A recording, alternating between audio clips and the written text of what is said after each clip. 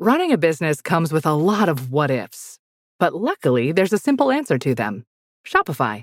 It's the commerce platform behind millions of businesses, including Thrive Cosmetics and Momofuku, and it'll help you with everything you need. From website design and marketing to boosting sales and expanding operations, Shopify can get the job done and make your dream a reality. Turn those what-ifs into... Sign up for your $1 per month trial at shopify.com/special offer. I'm Cyndi Lauper. My psoriasis was all over, even on my scalp, which may mean 4 times the risk for psoriatic arthritis. But Cosentyx works on both. Cosentyx secukinumab is prescribed for adults with moderate to severe plaque psoriasis 300 milligram dose and adults with active psoriatic arthritis 150 milligram dose. Don't use if you're allergic to Cosentyx. Before starting, get checked for tuberculosis. An increased risk of infections and lowered ability to fight them may occur, like tuberculosis or other serious bacterial, fungal, or viral infections. Some are fatal. Tell your doctor if you have an infection or symptoms like fevers, sweats, chills, muscle aches, or cough, had a vaccine or plan to, or if inflammatory bowel disease symptoms develop or worsen. Serious allergic reactions and severe eczema-like skin reactions may occur. Learn more at Cosentyx.com or 1-844-COSENTYX. Ask your doctor about Cosentyx. It's the Anthony Cumia Show. Entertaining and informative. On the Red Apple Podcast Network. Yes, it's another Sunday, the Anthony Cumia Show. So glad that you decided to join me this evening. Plenty of hijinks and shenanigans to talk about that have transpired over the course of the week. And I was just chit-chatting about one of them. The mental institutions. We'll also be taking your calls, of course, 800-848-9222. And the mental institutions. These things are so needed in this country right now. Sure, we have our run-of-the-mill criminals, your people that just want to steal, do harm to people. They're not technically mental, but they're violent and you want to avoid them at all costs. And that's who the police, that's what the police are for.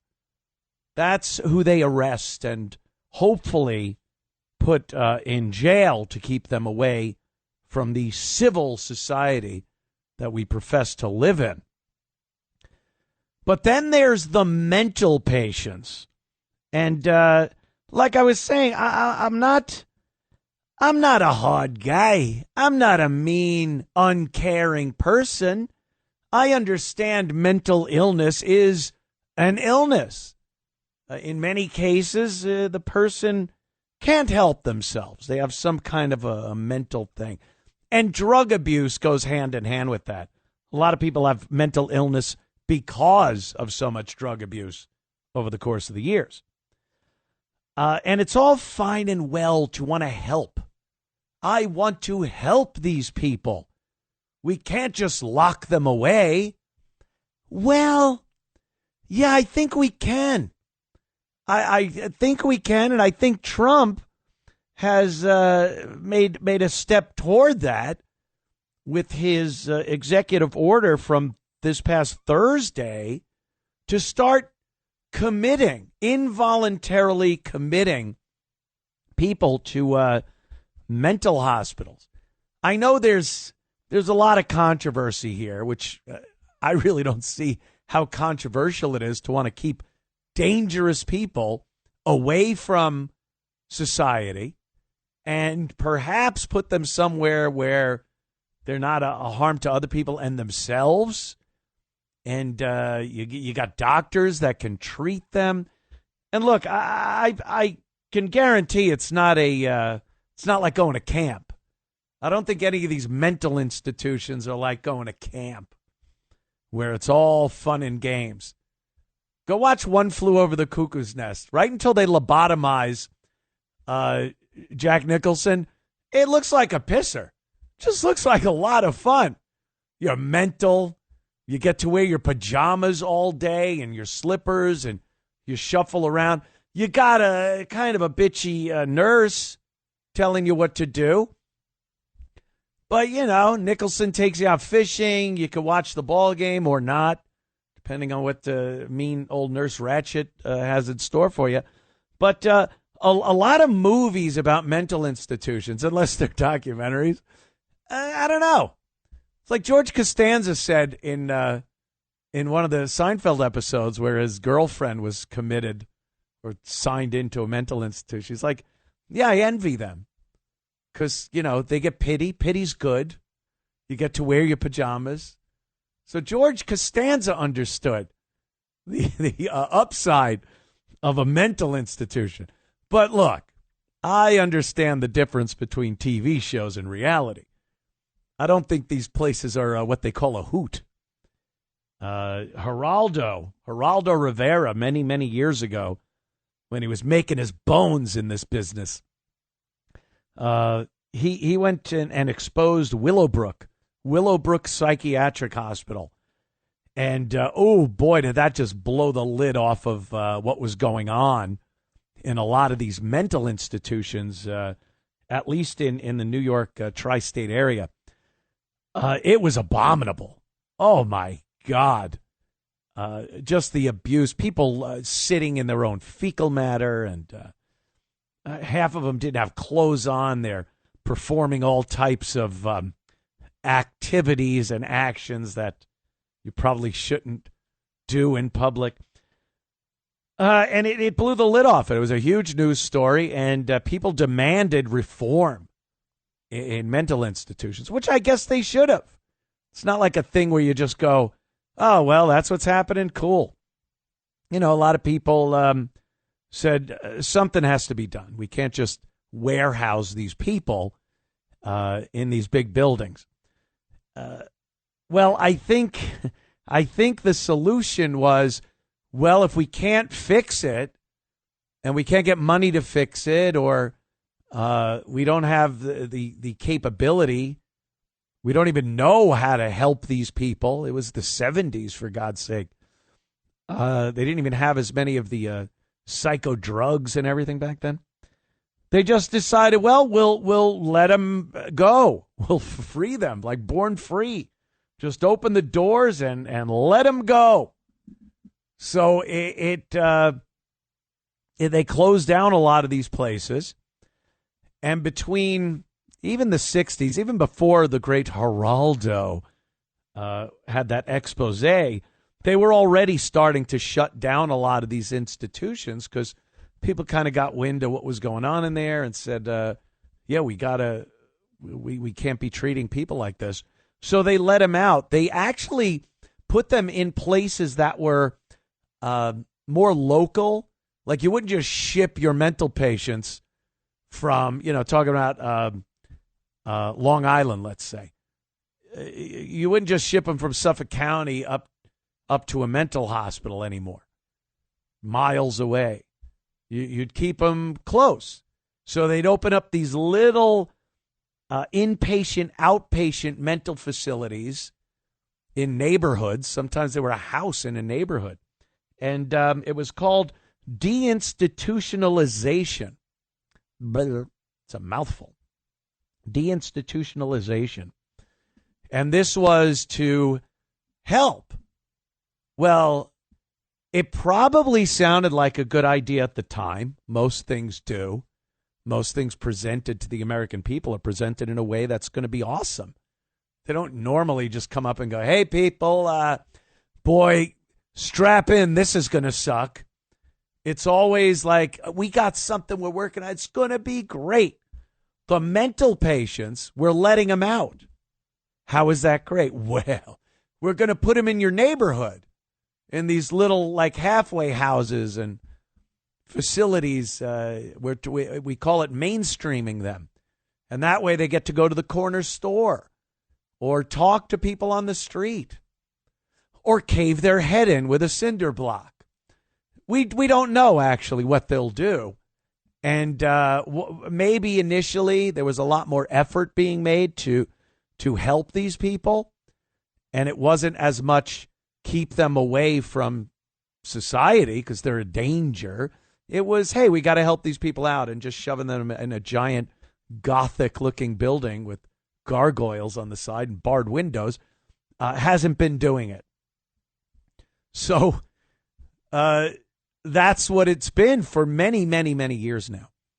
Well, of late, it seems to have turned to the point where there are very violent mental patients running around the streets.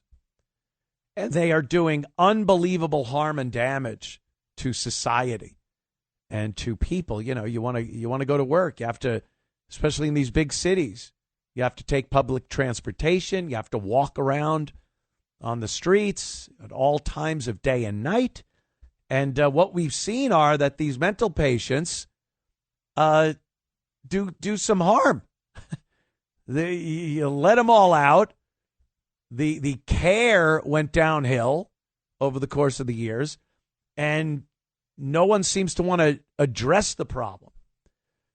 So Trump recently, Thursday, I know he's been talking about it a while, but Thursday signed that EO to start committing these people. The police could walk up and if they're committing a crime, arrest them.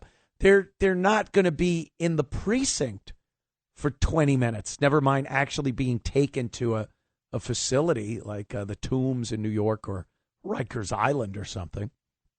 They are going to be let back out.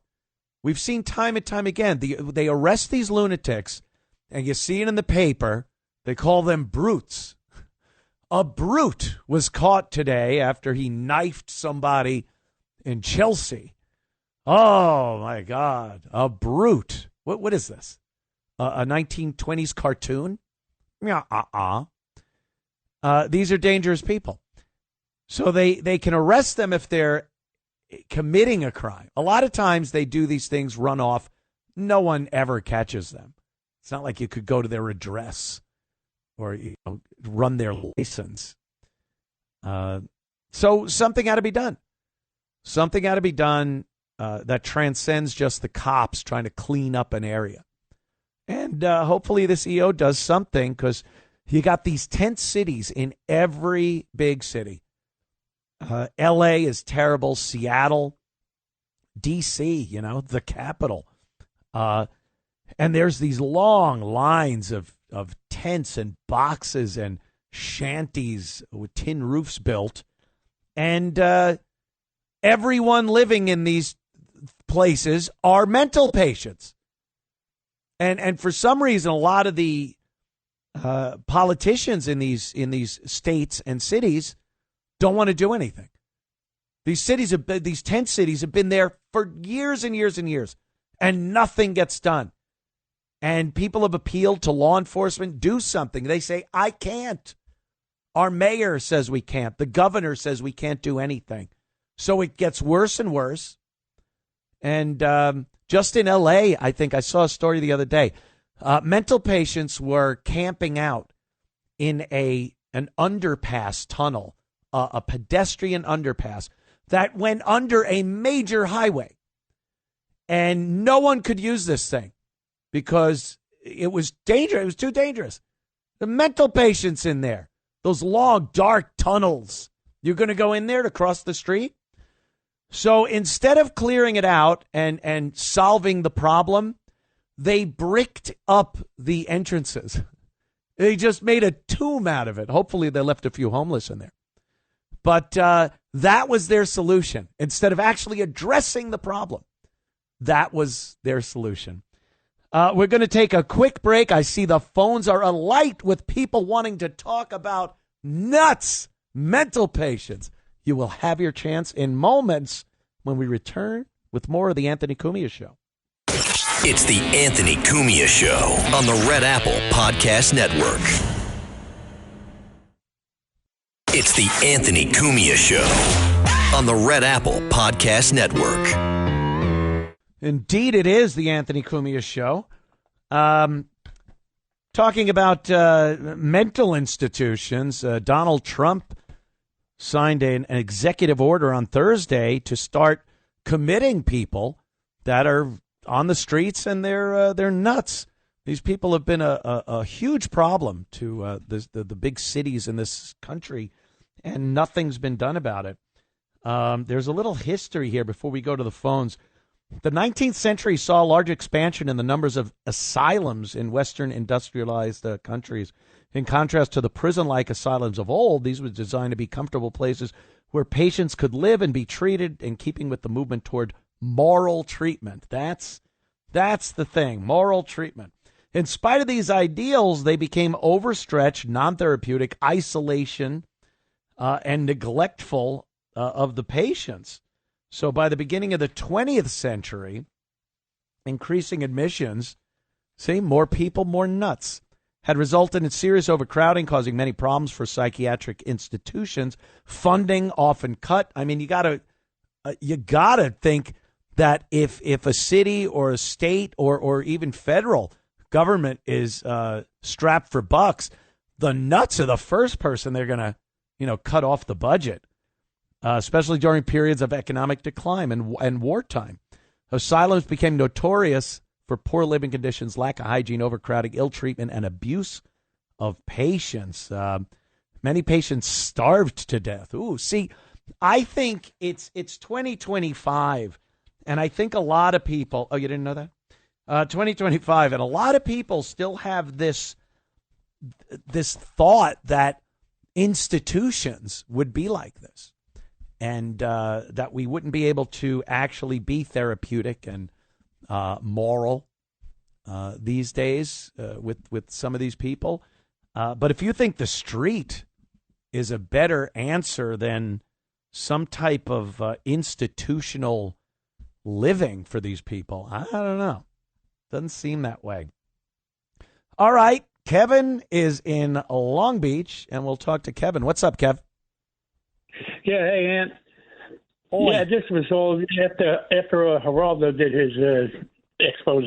Then it was Rockefeller that started closing them all, but they may be closed, but they're still there, like Creedmoor and all these other hospitals. They could still be used.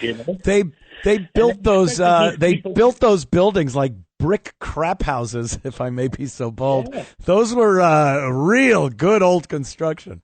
They're still there.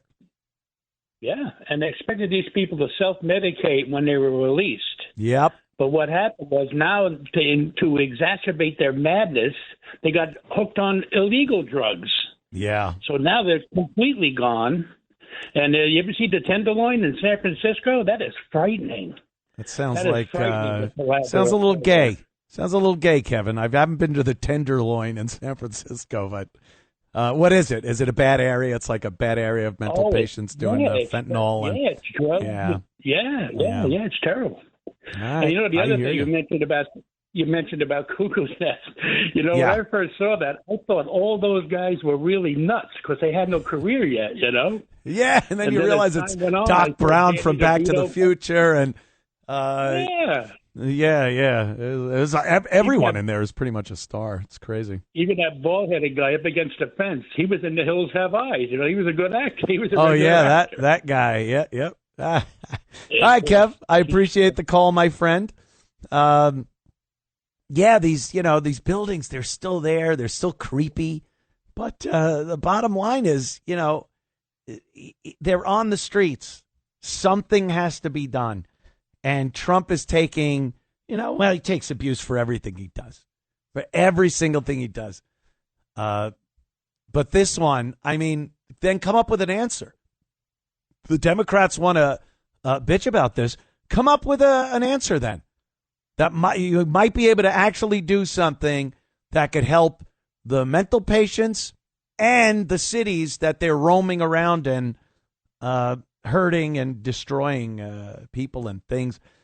Casey is in Detroit, Michigan. What's up, Casey? Hey, how are we doing? Hey, good, man. I got to take off the speaker. Hey, you know what? And they have.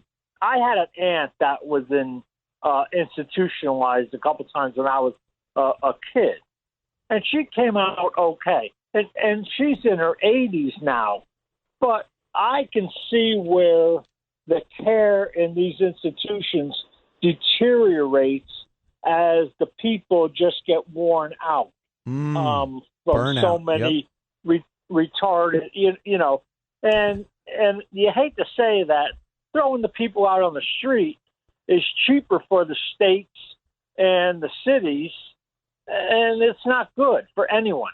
No, I mean, it's cheaper in one respect, but then you're just transferring the cost to law enforcement and lawsuits, because people getting clocked over the head are going to sue the city for not doing their job, and just taking care of. The cities don't see that. No. In the short term, the cities don't see that. No, of course not. They never see anything properly or economically viable. Hey, I don't know the answer. I don't either. It's a tough one, man. All right, Casey, they're in the D. All right, thanks, Take man. care, bro. He's in the D, as they call it, the D. Well, I can't. What's that? 28. Yeah, all right. Susan's gonna have to be very quick, though. Susan, how you doing, darling? You're gonna have to be fast. So down that shot and let her rip. Oh, that sounds great. Now, listen, didn't you live in New York City during the 80s, or when did you live there? I lived on Long Island, but I worked and went there a lot, so I saw it. Okay, I lived in New York City from 1980 to 2020. And when I came to New York City from the pristine streets of Chicago, Illinois, where you could eat off the streets, I never, ever saw any homeless person. So I came to New York in 1980, and that's when the bag ladies were around, and they were in their cardboard. They had their brown bags. Right. And, okay, so during the Democratic time, let's just fast forward to 1994 when Rudy Giuliani got in. Yes. There's a roadmap. We know what works. We have to duplicate success.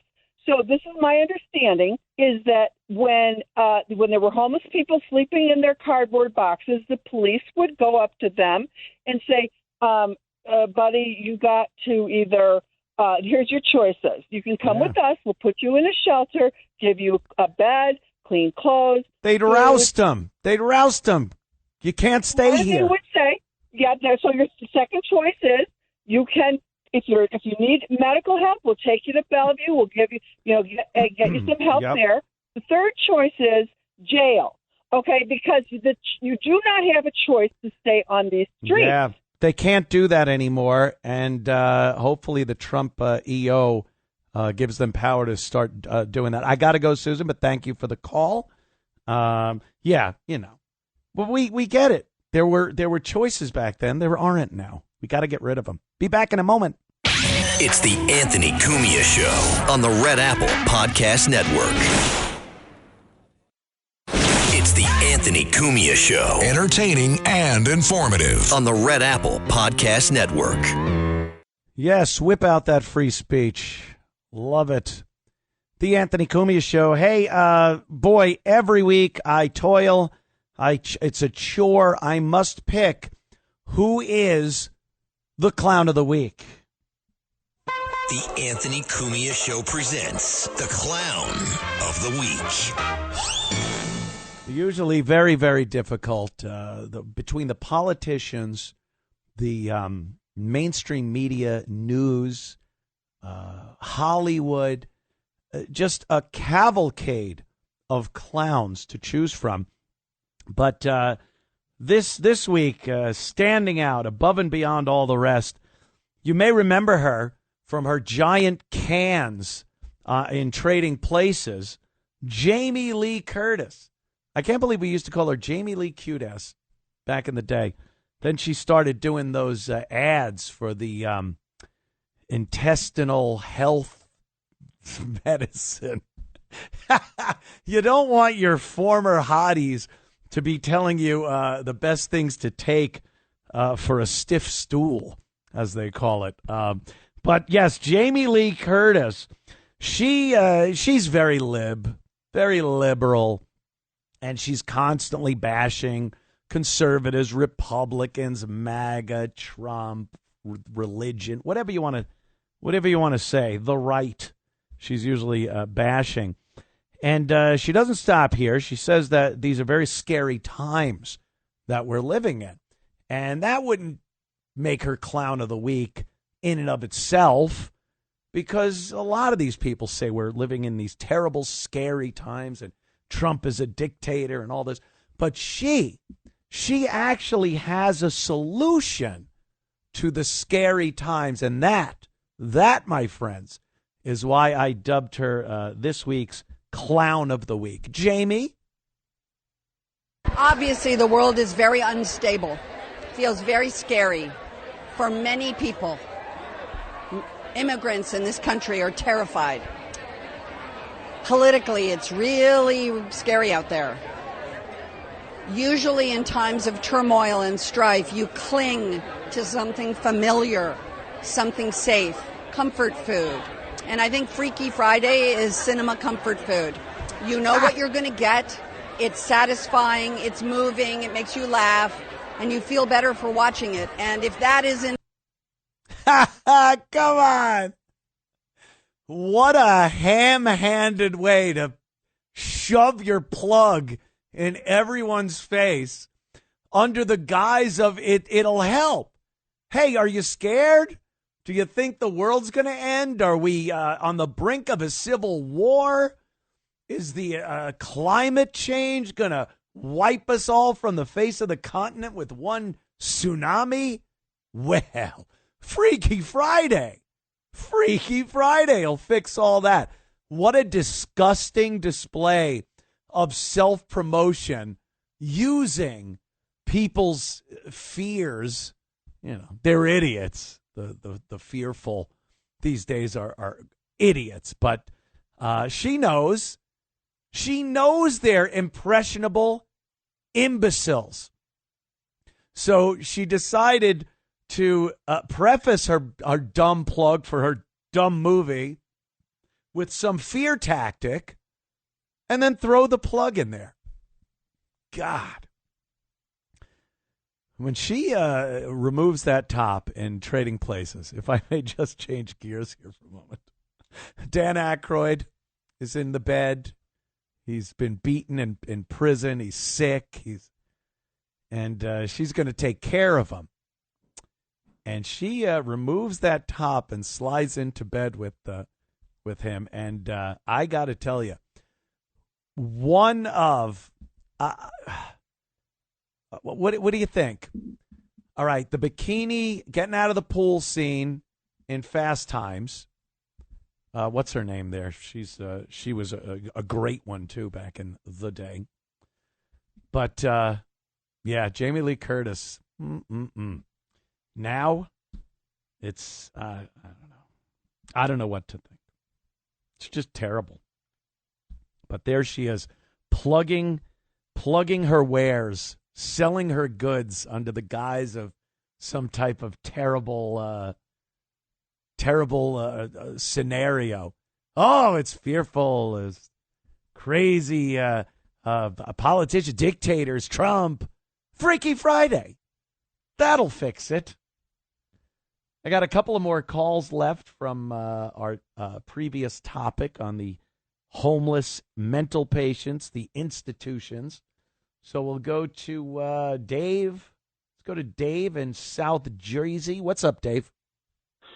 Yeah, I take great umbrage to when they call them homeless and unhoused. These people are home resistant. The one thing I don't think anybody realizes, but every hospital in the country has what's called the 8th floor, the crazy 8. Why is it always the 8th floor? I think you're right. Because in Huntington Hospital, it was the 8th floor, yeah. I don't know why, but in New Jersey specifically, they don't make it out of there and straighten up or stay on their medication. They take them to Trenton Psychiatric for the criminally insane. That doesn't sound like a fun place. Inside this building, it's a round rotunda. On the perimeter is all a bunch of cells, and in the middle of the rotunda is a cop's wicker. That officer sits there, and there's a yellow line that goes completely around that wicker. He sits in there with a loaded shotgun with seven shells in it, no plug in it, and they're not allowed to cross that line, because if they cross that line, they get the blast, and they put them right in Potter's Field. That's a solution. They don't talk about this. When they shut Greystone and they started putting these guys in the county jails, the jails couldn't even handle them. Yeah. You know. Yeah, because they're not people that can fit in any type of society. Even if in prison is a society. It's a society of people. They're just living in prison. These people cannot function in any type of regimented, organized, structured thing. So they don't fit anywhere except a mental institution where that's the society. You have to be nuts. You know what I think would straighten this out? I don't know if you've heard, but there's a $3 million bounty to catch a live Bigfoot. If they would have kept a couple of these missing links and turned them loose on the streets of New York, I think that everybody would straighten up pretty quick. That is an interesting take that I must say was not on my little bingo card for this evening, Dave. You have a good night. Thank you, man. Take it easy, bro. Bigfoot. No, that, you know, like I said, it's not. They're not meant for societal living, and it's sad. It's terrible. You could use all the words you want to use on what it is, but it's very unrealistic, if not completely delusional, to believe that these people can just be put into society in some way. And he's right about this, you know, the medication thing. You know, I guess in the institutions, they would go around with the little cup and the pills and go, open your mouth, throw the pills in there, make sure they take it, and they're medicated. To think that these people would go out into society and continue to take their medication. Almost every instance you see of somebody that's a psycho, and the cops have to come up and they charge the cops with a knife, and the cops have to do what they have to do.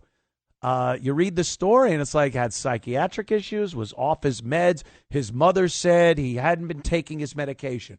Well, how good is a medication if they have to take it themselves, and they have mental issues which would prevent them from taking it? You know, I wouldn't be surprised if a lot of these people think it's some kind of a conspiracy to do them harm if they take the pills, so they throw them away or what have you.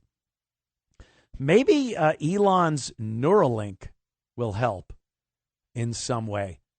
I know everyone is freaking out about this Neuralink thing. I mean, Elon, obviously, Tesla, SpaceX, he's got his hands in a few things. The Boring Company, where he's drilling tunnels under Vegas, Starlink, this high-speed satellite internet. But he's also into this Neuralink thing.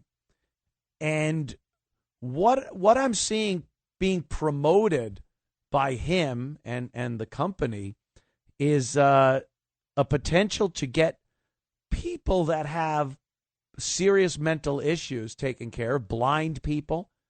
It's this little electronic unit that goes into your head, connects to your brain, and can bypass certain damaged or missing parts of your neurological.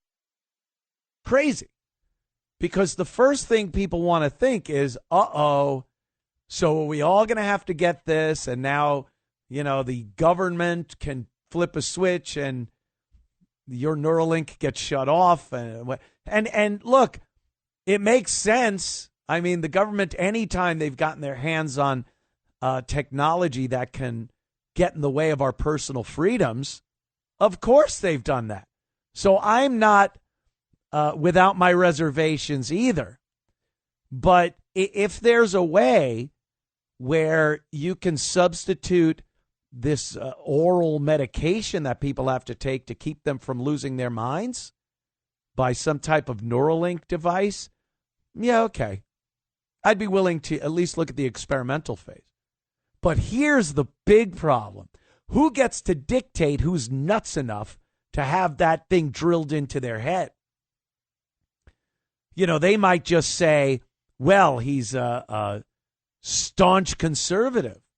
What does that mean? Well, it means he's racist and has mental problems, and he's a white supremacist. And then before you know it, that is categorized as something that needs the Neuralink to stop you from your evil, terrible, harmful thinking. It's always who gets put in charge to dictate how nuts someone is. I think I could do the job. I could walk around New York City and just look and point and go, that guy, he's nuts. I know it. But it's like the red flag laws for gun control. A lot of these gun control people, it's the same thing.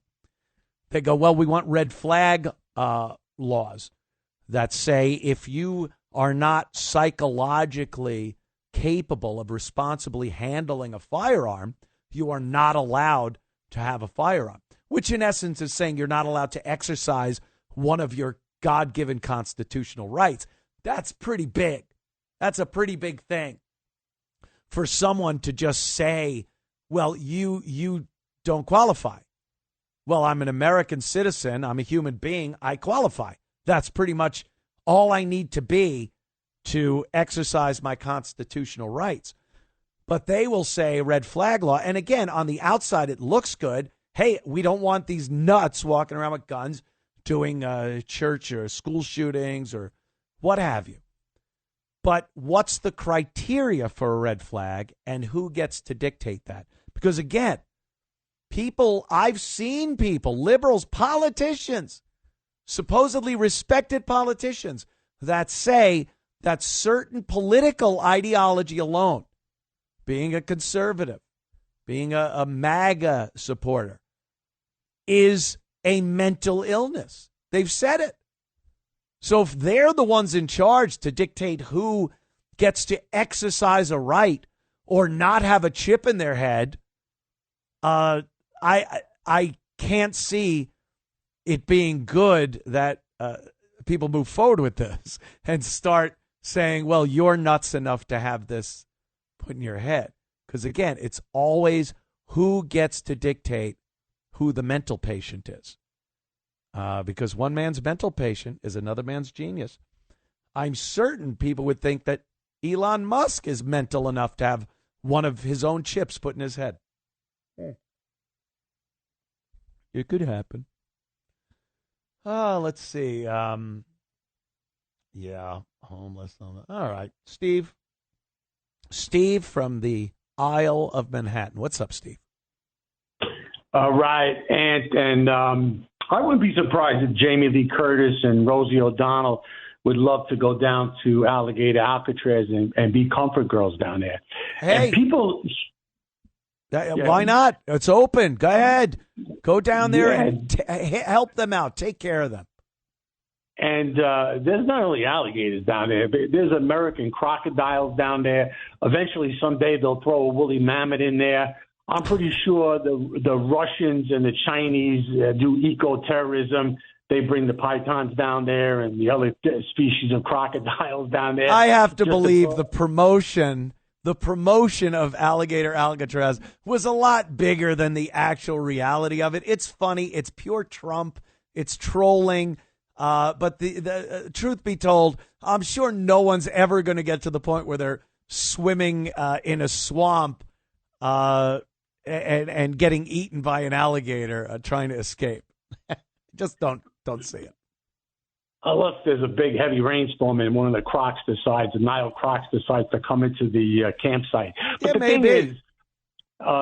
thing is now, the left, people talk about this for years. I mean, Mayor Koch went at it with a woman called herself Billy Boggs, or the talk show host. Koch even offered to put her inside his rent control apartment in Greenwich Village. And all the doormen said that Koch has a lot of nephews. A lot of guys came to Koch's apartment saying now he wanted a niece to come in there. Hilarious nephews. Yeah, I bet. He had a lot of nephews going in there. And the thing is, they want this. They want to destroy the cities. That's why they're going to get a commie elected in November. They got all the people running out. Down in Texas, the five biggest, I don't know why people want to move there. The five biggest cities in Texas are all run by left-wing lunatics. Yep. You got all the left-wing lunatics from California moving down in there. And California is gone, and Texas is eventually going to be gone too. Yeah. And that's what they want. They just don't want to tell you, and I've said it for years, is a 65 Immigration Act, along with illegal immigration and refugee status, has turned this country upside down. They've come into this country. They've rearranged the furniture furniture in here, and they want you folks to become a foreigner in your own country.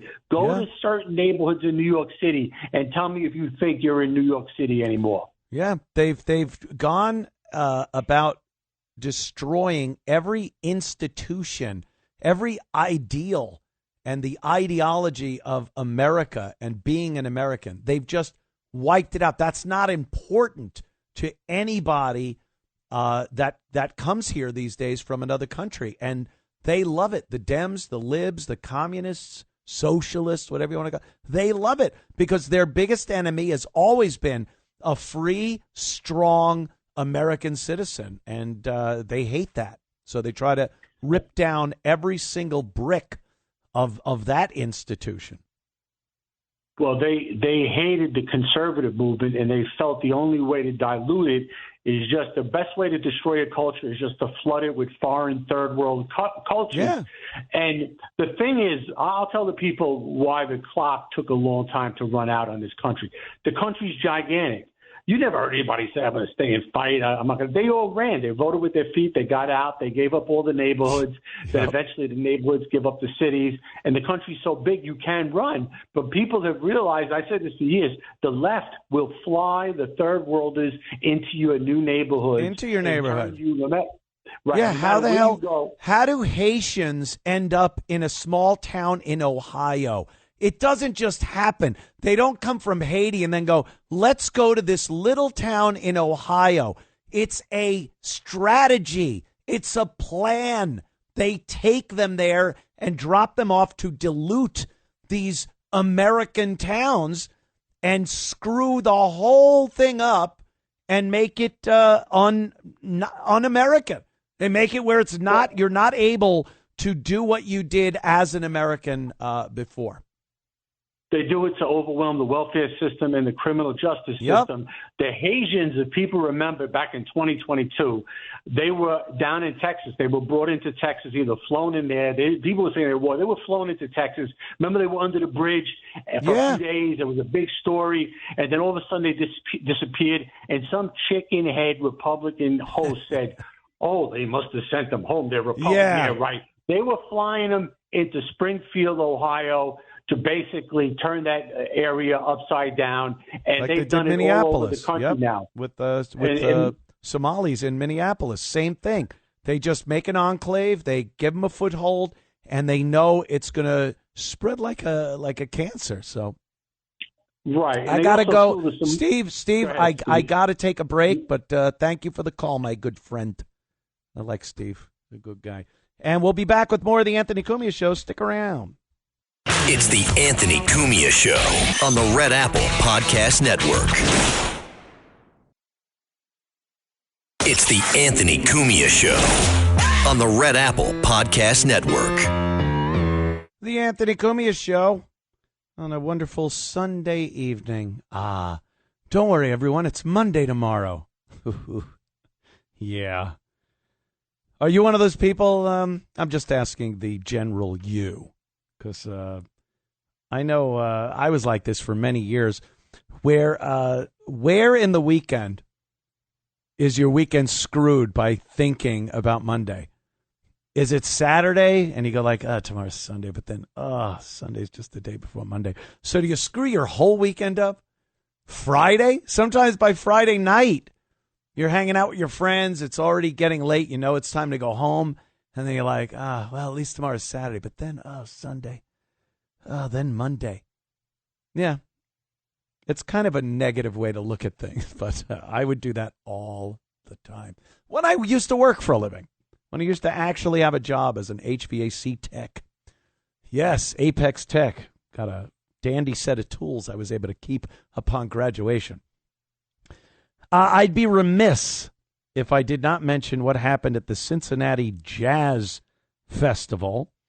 A few white people were beaten up, just assaulted on the streets at a lovely Cincinnati Jazz Festival.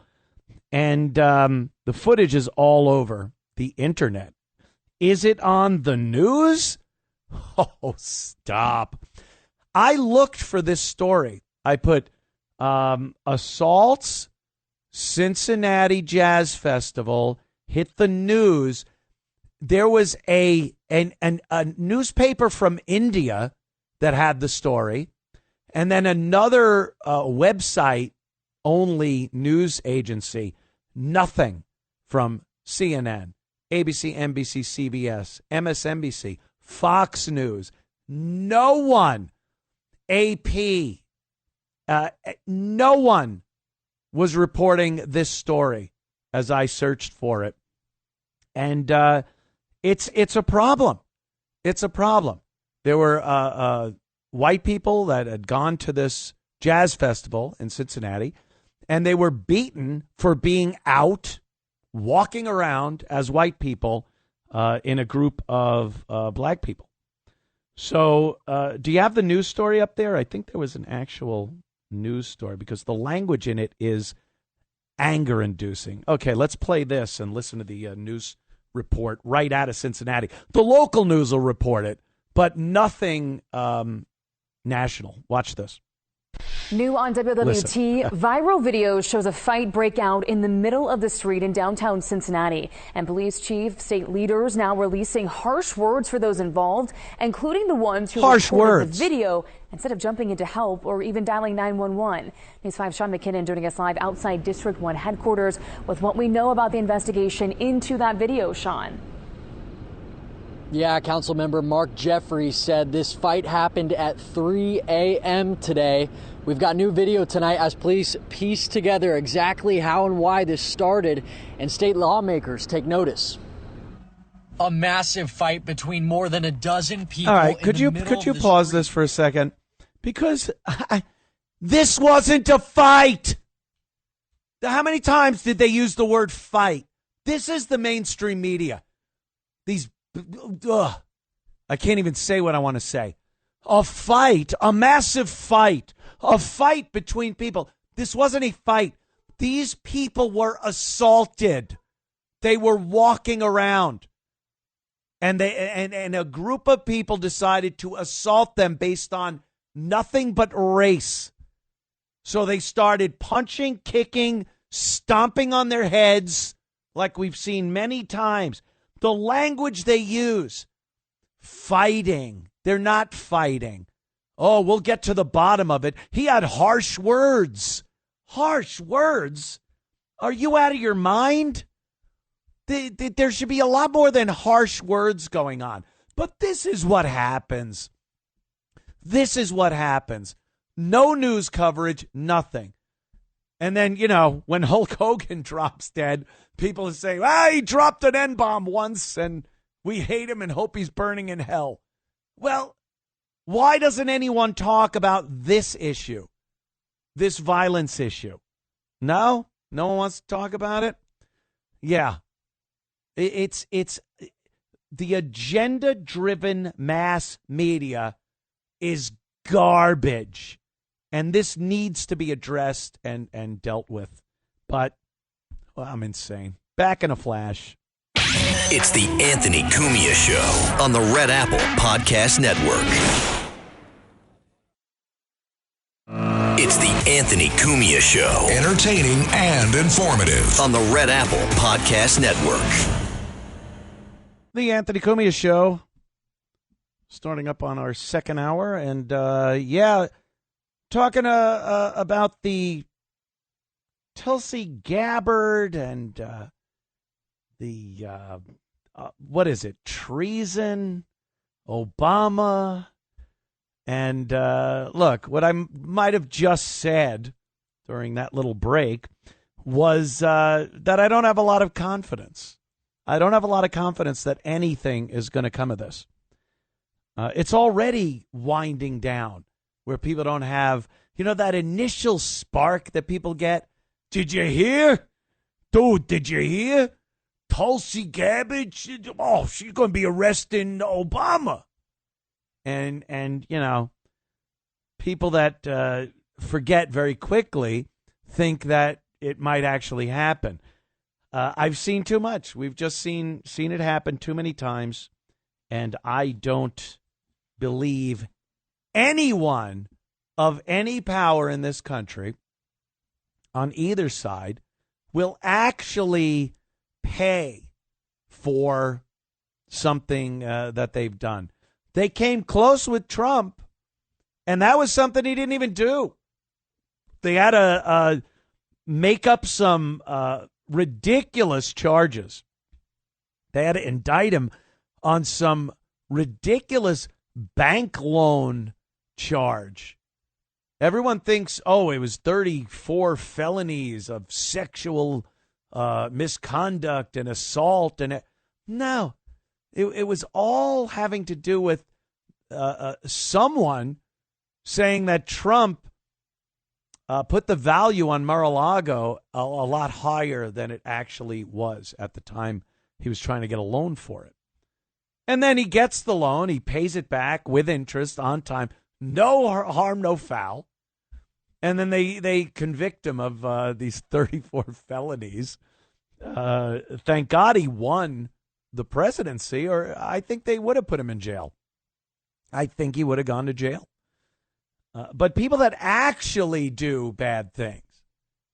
See, the people that did that to Trump, that came up with the charges, and, you know, the Letitia James and all the people that actually came up with this kangaroo court to convict Donald Trump on those charges, they're the ones that need to be tried and convicted and put in jail. They're the ones that used the judicial system for political gain. So anyone that really does bad things, illegal things, treasonous things in this country, they never pay for it. There's never actual justice for stuff like that. But, you know, we hear Tulsi and Pam Bondi and, oh, God, Don Bongino, all of them. And, you know, who am I to cast judgment on all of them at this point, knowing that it never works? There are people and powers in play here that we don't really know about. Believe me, a lot of people can speculate, and I've heard a lot of people's theories on it. But yeah, what's the bottom line? Years and years go by, presidential term after term, and congressional and Senate terms go by, and no one is held accountable for any of this nonsense. I'm going to censure you. You're censured. Oh, what does that mean? Absolutely nothing. He's been censured. Even impeachment, you know, that was a big thing. Uh-oh. When I was growing up, and even when I was grown up, when I was actually an adult, I thought impeaching a president meant he was gone. Like, that's it. You get impeached, you're out, the vice president takes over. No, you could be impeached. You could be impeached twice, and you're still the president. So none of it means anything. We will never see one of these slimy pieces of garbage actually be held accountable for anything on both sides. And believe me, there are 99% of them are on the left, the Democrats. But, you know, those ones on the right, they'll never be held accountable for anything either.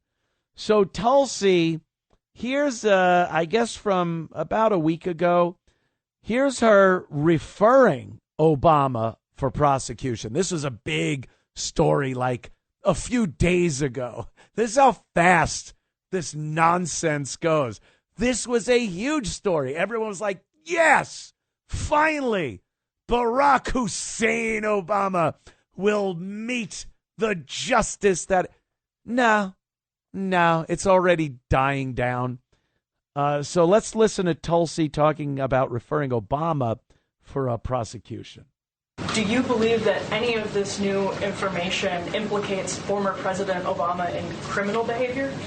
We have referred and will continue to refer all of these documents to the Department of Justice and the FBI to investigate the criminal implications of this. For even former President Obama? Correct. The evidence that we have found and that we have released directly point to President Obama leading the manufacturing of this intelligence assessment. There are multiple pieces of evidence and intelligence that confirm that fact. Ed, go ahead. Director Gabbard, thank you. So just two questions, but to begin on that. The president yesterday, you've inferred that the former president helped lead a coup. Based on what you now see, do you believe President Obama is guilty of treason?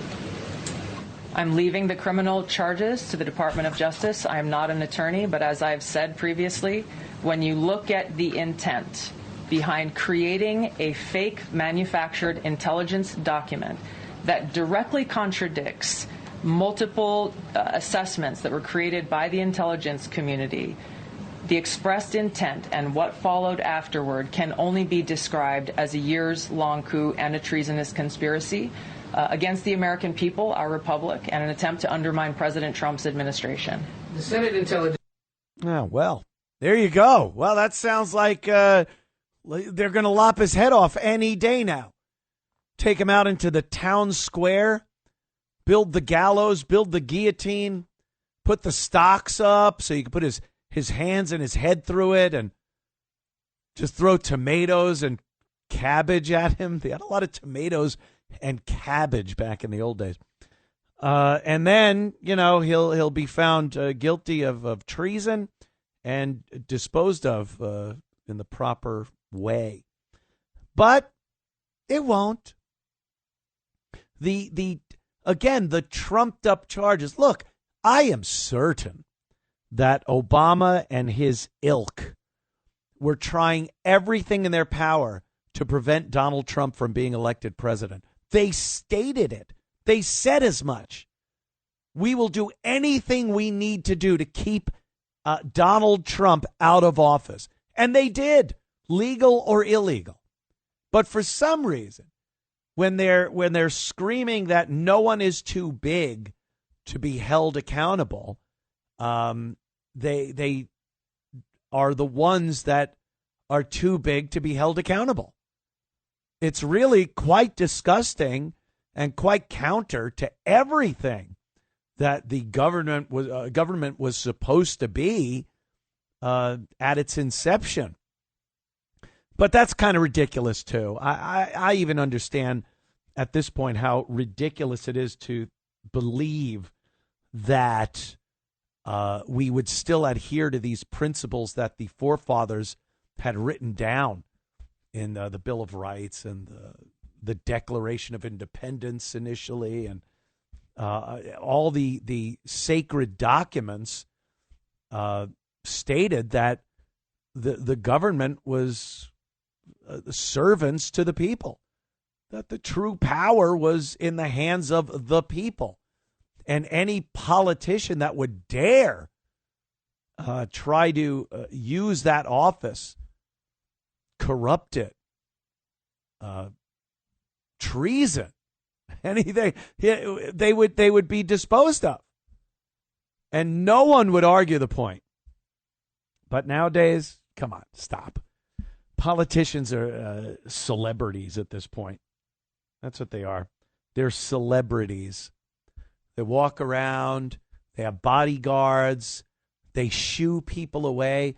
You ever see a reporter, or even, I don't even care if it's a web guy, a podcast influencer with a microphone that is asking a question of a politician in the Capitol. They shoo him away.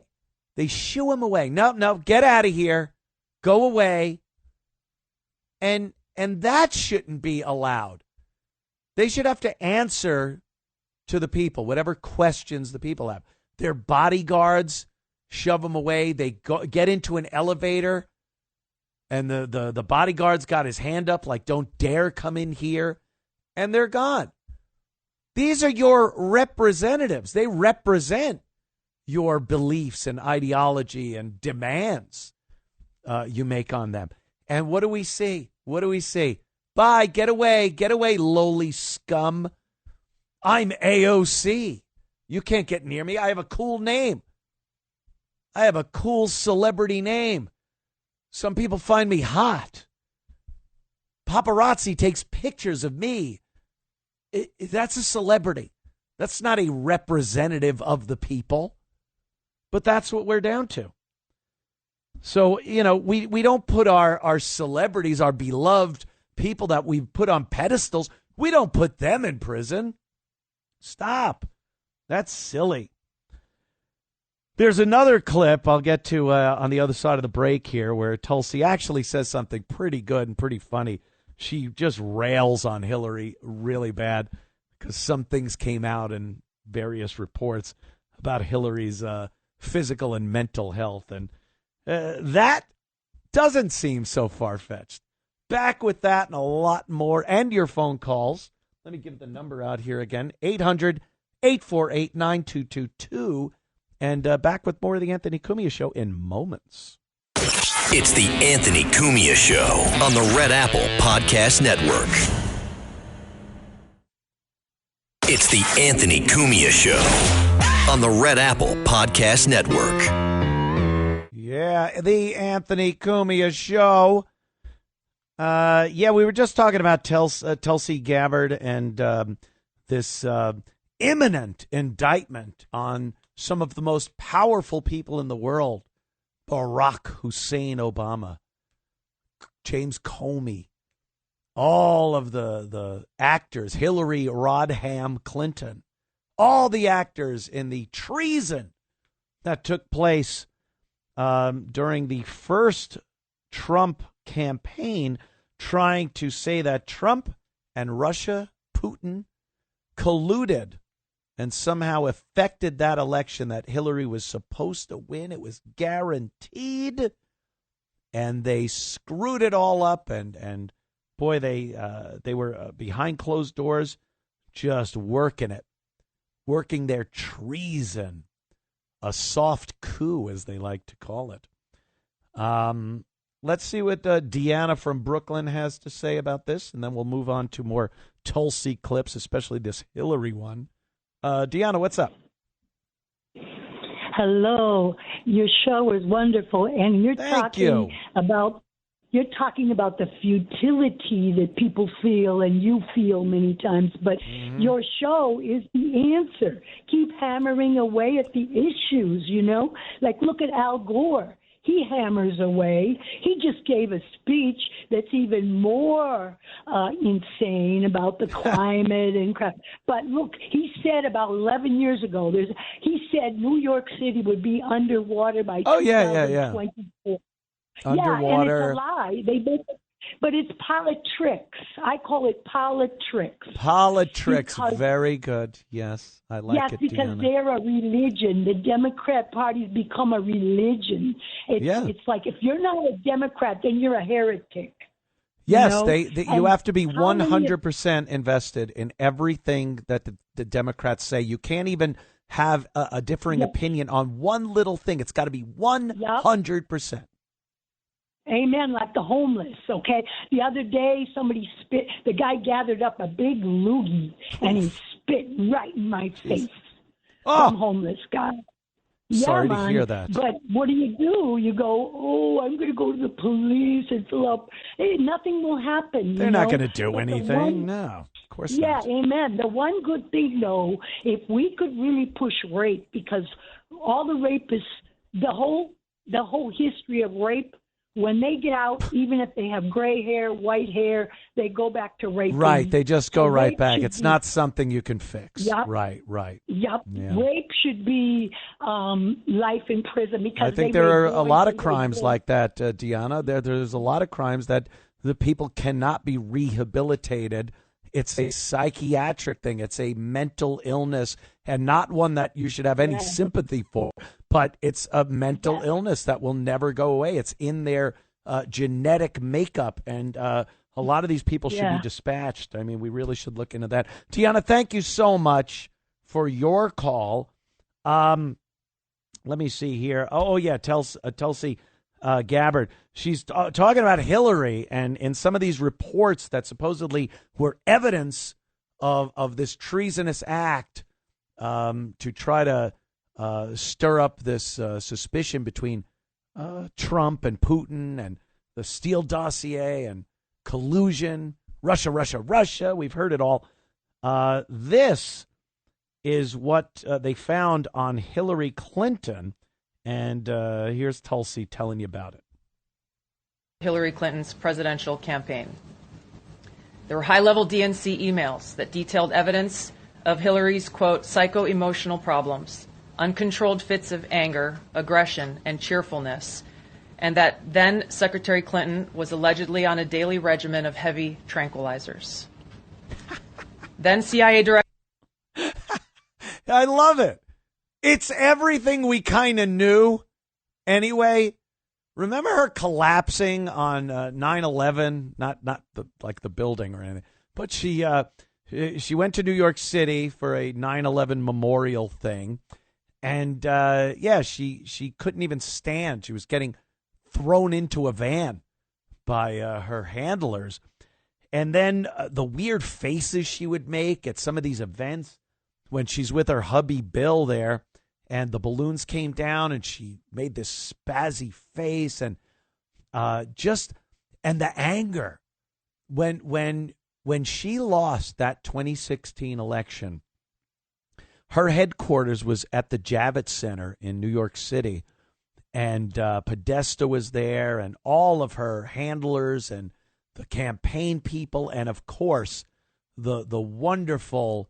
We're breaking that glass ceiling, a first female president, those people that they had the Hillary hats on, the pins. They were so psyched because this was predestined. This was a given that Hillary Rodham was going to be the first woman president elected. And when that didn't pan out, and when we started seeing the Trump numbers come in, and by the way, one of the greatest nights of my life. I was doing my Compound Media show from our studios in New York City, broadcasting that election live. I had Nick DiPaolo on, Gavin McInnes, and a whole panel of people. And we were drinking and laughing and just watching CNN and MSNBC as those returns came in, and it got more and more grim for them. It was such a pleasure to watch. And the crying at that Javits Center, watching these beta, they're beyond beta.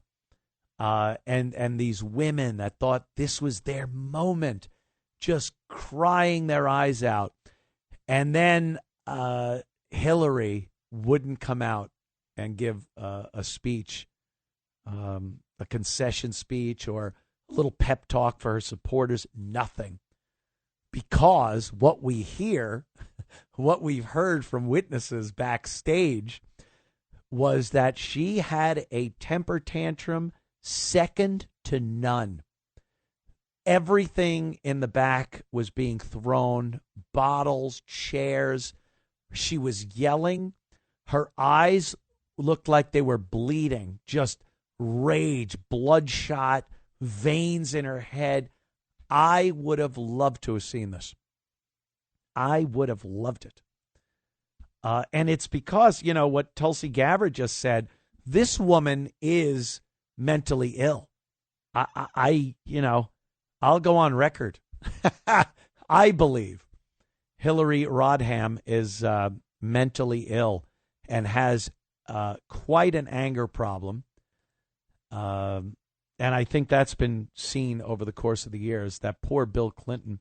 There's been some clips where they're having this nice little interview at their house, and Hillary's talking, and Bill's sitting there looking at her like a beaten dog, like a scared dog that's been beaten by this person and just doesn't want to get beaten again.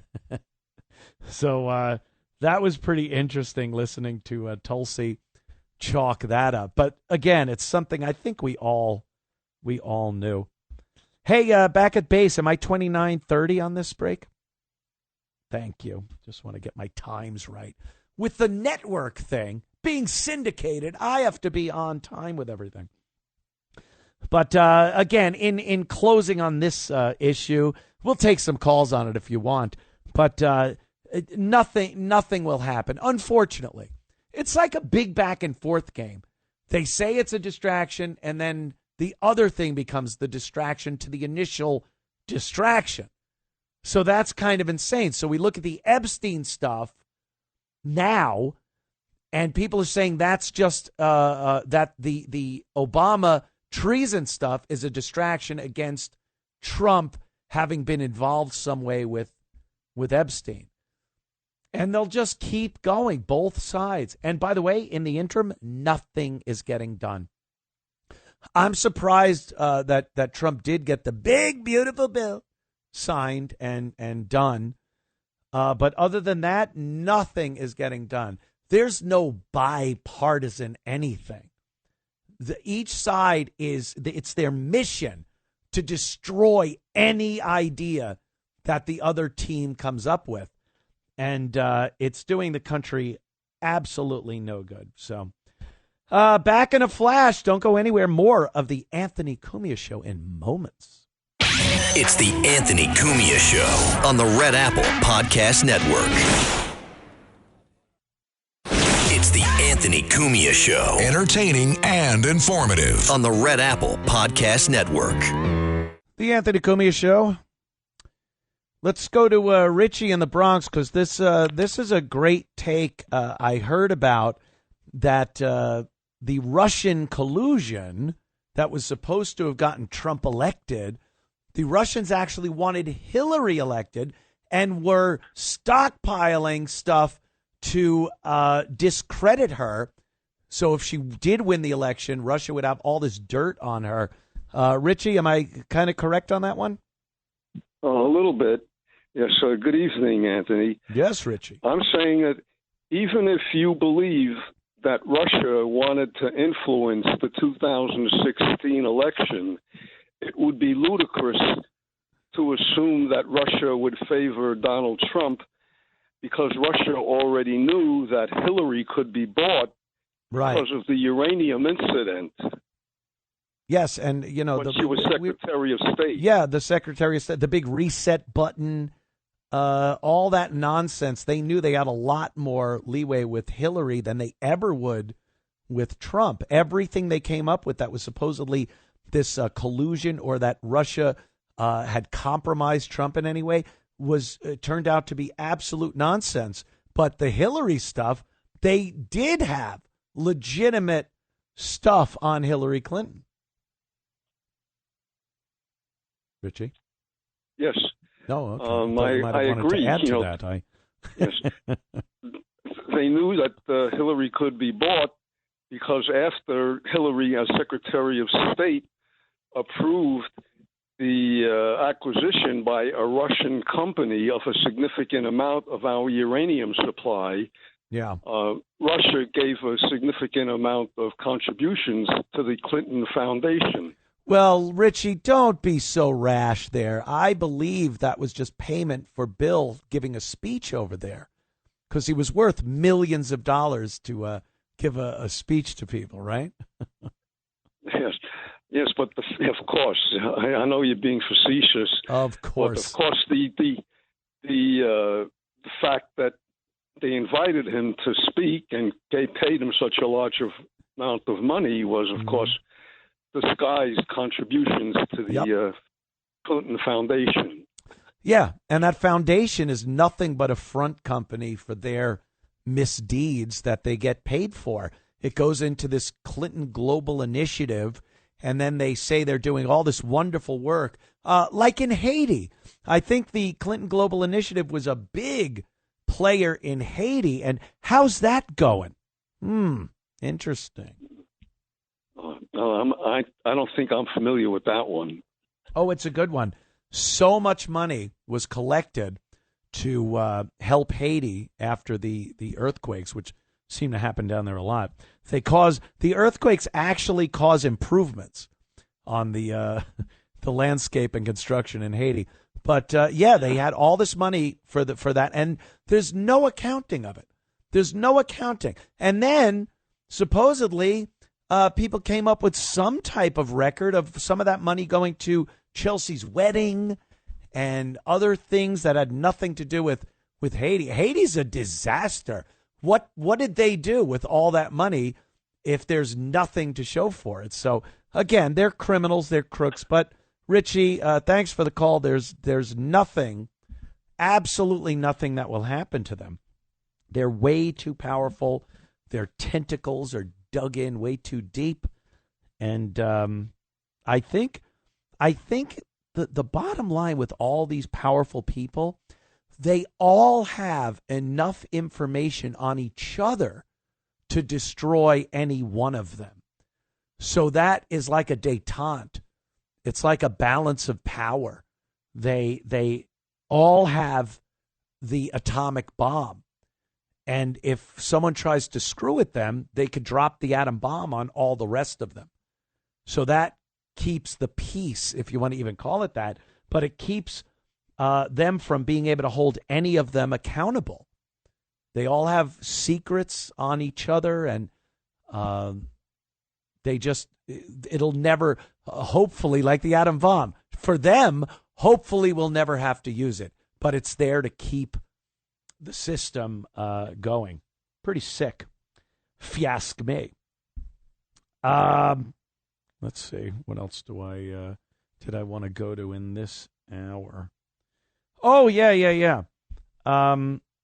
Trump is also saying, there's a clip about the European immigration. This is, I think, aside from the speed bump to slow things down that has been the Trump administration's, both of them, I think we only have a speed bump here in the road to ruin because of illegal immigration coming into our country. We are a very big country geographically, politically, but I mean, as far as landmass goes, we're a pretty big country. Europe doesn't understand that a lot of times. They come here and they can't believe how giant the United States of America is. So with that, that buys us a little time. Like one of the callers earlier was saying, we have the opportunity to escape some of these cities, some of these garbage dumps that these cities have become because of illegal immigration, lawlessness in these liberal cities. We have the opportunity to move to places in this giant, wonderful nation where it hasn't really been affected by all that nonsense. But Europe is a lot different. Europe is made up, obviously, of a bunch of smaller countries that don't have that convenience of space to move away from the damage that's being done by this unfettered, illegal immigration that's going on. You have so many people from North Africa and sub-Saharan Africa going up the Mediterranean, and once they hit Italy, it's over. They just walk right through. They don't check the borders. It's the European Union. It's not like the old days where you'd need a passport to go between these countries in Europe. It's one big happy family now, under one big happy liberal socialist rule. And what that has done is allowed third world countries to dump their garbage into Europe. And again, Trump says this, and what is he called? Racist, xenophobic, any kind of phobe or ist you could come up with. But the truth of the matter is, it is doing grave damage to Europe right now. They are in a spiral. The crime, the assaults. You want to talk about women's rights and women being able to feel safe? They don't feel safe in America. Try Europe. These North Africans that have no regard for the rights of a woman or the dignity of a woman. A woman is merely a tool for them to use however the hell they want. A lot of these North Africans, they've moved in to England, London is just a trash heap of this. And the sexual assaults and murders, they're on the rise. And no one can talk about it. You know, we have freedom of speech and freedom of expression and freedom of the press for how bad it's been infringed upon. In this country, it doesn't even come close to how badly it's been beaten in Europe, where they never really had it in the first place. But now, you say something bad about immigration, you're getting arrested. There was one of the people in charge of he's a law official in England, whatever their equivalent to maybe the FBI is, saying that he was proud and happy at the number of arrests they've made for posts that were put online. And it's all stuff about immigrants. That this is not the way we should be living. This is terrible. They're destroying our nation. And you can be arrested for that over there. So you think a lot of people are going to stand up and actually say something or do something? Not till it's too late. And it may already be too late. But here's Trump's take on it. It's a quick clip of him just saying that immigration is destroying Europe. And he's absolutely right. Stop the windmills. And there's a couple of things I could say. But on immigration, you better get your act together. Or you're not going to have Europe anymore. You got to get your act together.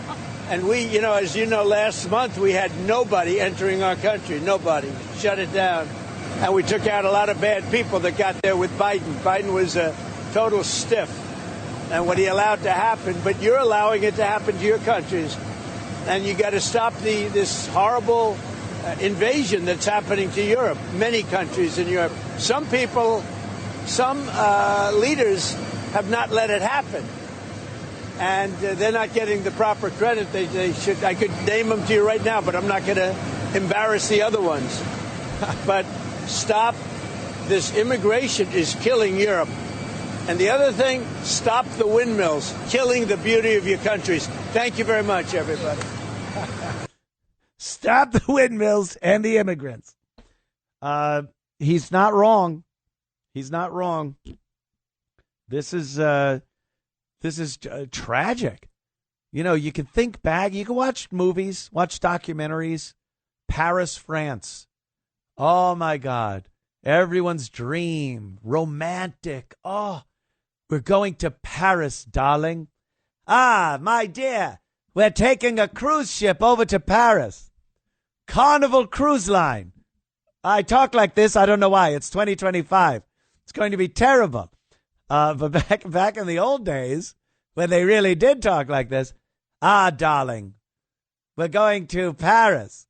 And it was, amazing. Paris, France. London, England. Oh, you just take in the sights and meet the people. Go to a pub. Have a few Guinness with some of the locals. Whatever it is. Now, I haven't seen one video that has come out of Paris that doesn't look like a war zone. That doesn't look like it was a North African invasion of Paris, France. And it's sad, because you grow up, you hear about these places. I never went. I've never been to Europe. I just had so much, going on here. But one of these days I was like, I'll go one of these days. One of these days. And now you couldn't drag me over there. Why would I want to go to Paris when I could just fly up to New York City, walk through Times Square, and see as much dirt, filth, degenerate scum right there What difference am I going to get in Paris, France, or Berlin, or London? What am I going to get? Italy's another one. You know, if I ever wanted to go back to my homeland and go to Italy, I'd have to go to one of these very small villages, way outside of any of the major cities. You want to go to Rome? Rome is a disaster. You step into Rome and your pockets get picked, and there's just scams and degenerate. It's Times Square. Any New Yorker or anyone that travels to New York on any regular basis knows that Times Square is the worst place in the world. It's just terrible. You would not want to go there. And that's what all of these European cities are. And again, like I said, they're a lot smaller than America.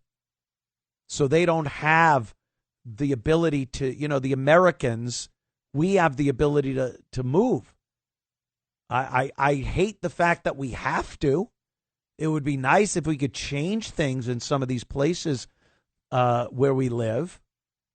But if it doesn't change, you got to leave. You just got to pick up and leave. And there's a lot of real estate in those flyover states and other places in this country where you can get away from that. But you can't really do that in Europe. They're taking over. It's terrible. I remember, I don't know. I remember really wanting to go there as a younger man. And now I could not be bothered. Could not be bothered.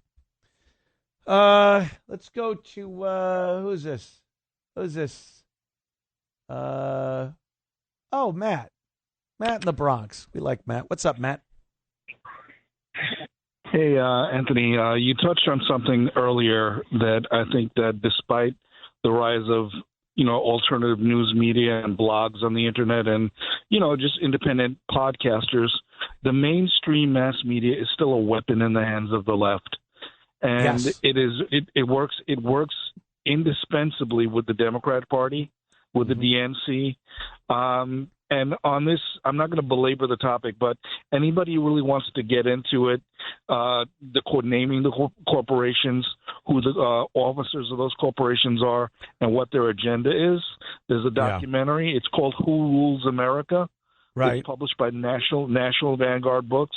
And again, it names the corporations, the Disneys, the Viacoms, the Comcasts, and who these people are, who the officers are, and what their agenda is. And it's really a succinct explanation of how the mass media corrupts and destroys our republic from within. It's not even a foreign entity. It's right here in the United States. While we were always looking up, you're looking up at the sky for the foreign army's bombers, or, where's the parachutes like in Red Dawn? We're being invaded, like it's an invasion. And that was what we were sold growing up, that would be the only way America could be invaded. And we would defend ourselves, and we would obviously emerge victorious, shooting those horrible commie scum. But truth be told, it's been going on for many, many years, and it's been internal. It's been, you want to talk about traitors and coups, and not coups like coups, but a coup. You're talking about something that is taking place. We're in the midst of it. It's happened in the past, and it's been leading up to this, but it's happening right now, and it will continue to happen. We're in the middle of it. This is the war, and it's such an invisible war to a lot of Americans because it's not soldiers and bombs and planes, that we didn't even know it was taking place for decades now. Yeah, it's what the Iron Chancellor Otto von Bismarck referred to as the culture kampf, or the culture war. And again, these people really want to erase any memory of what America once was. Right. A white Christian republic based on the rule of law. They want Right. to destroy that or any vestige of it. That's not really why I called, but I really wanted to touch on Epstein. The Epstein files are critical that we do have all the information released to the public, because the idea that there were no clients that Epstein and Maxwell were trafficking these minors to is just nonsense. That because makes no sense. if there were no clients, who were the women trafficked to and being paid for their services? Obviously there were people involved at the highest levels of government, entertainment, these higher echelon elite circles that, again, were engaged in illegal activity, sleeping with these underage minors. Yeah, but and it was not just, only that, with the operation that this guy had going, it was what? Just Sam from West Virginia or some other guy? Like, these were power brokers going to this guy's operation down there. And he never kept track or never remembered who was coming and going in there, so to speak. It's crazy. Sure. And there's also the connection between Epstein and the Mossad that needs to be really examined.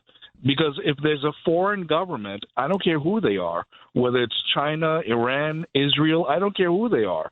If there's a foreign government, linked to our politicians that has a shadowy figure like Epstein blackmailing our politicians into a quid pro quo, whereby whereby the politicians are gearing a policy that favors a certain foreign nation because that foreign nation has blackmail information on them, I think that should be examined.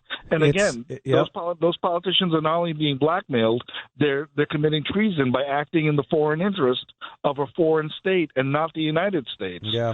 So if Epstein was a Mossad agent, that's even much more damaging than the fact that he's trafficking in underage minors. Yeah. Well, it does. It's even more important. It's not something that's unprecedented. Let's say that. I mean, this is something obviously that has been going on for quite some time. Blackmailing politicians, having that power. Matt, I gotta go and take a break, but we'll be back with more of the Anthony Cumia Show in moments. It's the Anthony Cumia Show on the Red Apple Podcast Network. It's the Anthony Cumia Show. Entertaining and informative. On the Red Apple Podcast Network. Yes, it is. The Anthony Cumia Show. We had, a couple of pretty heavy-duty celebrity deaths over the past couple of weeks or how long has it been? Maybe a week. Obviously, Ozzy Osbourne, Abonanum.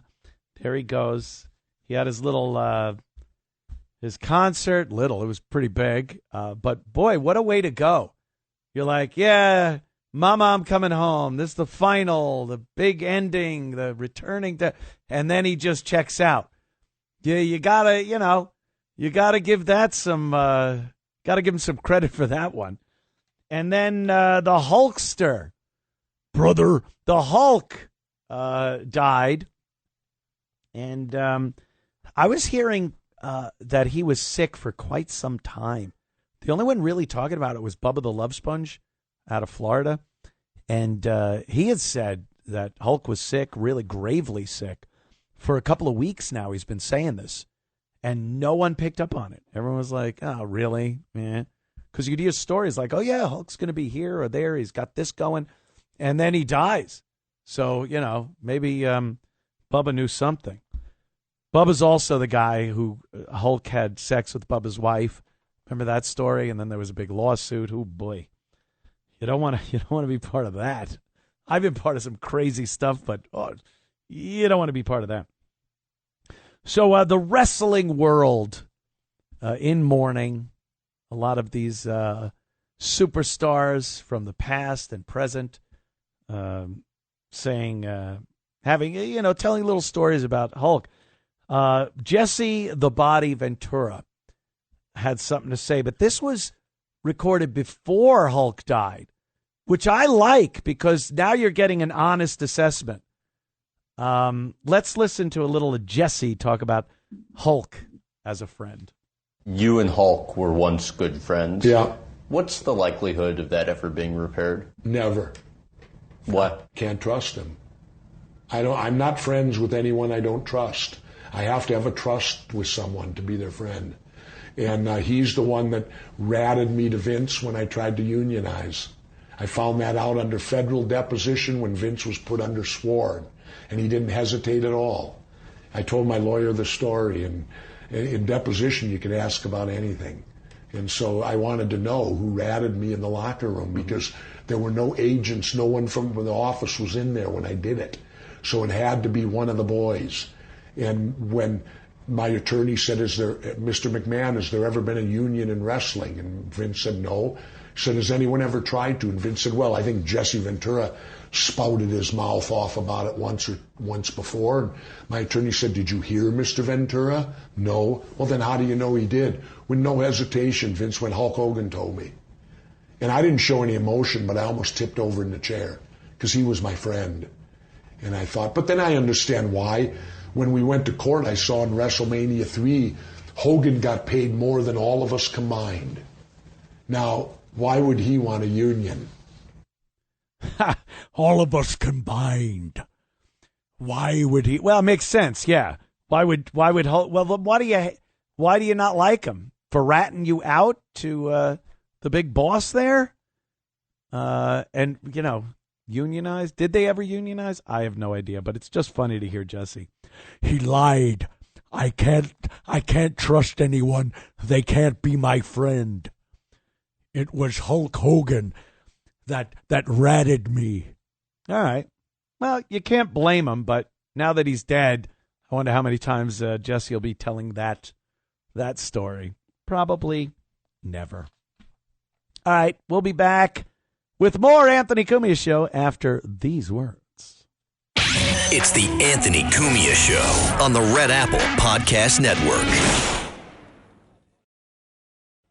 It's the Anthony Cumia Show. Entertaining and informative. On the Red Apple Podcast Network.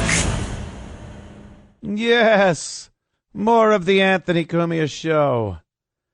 Of course, me. Thank you for tuning in.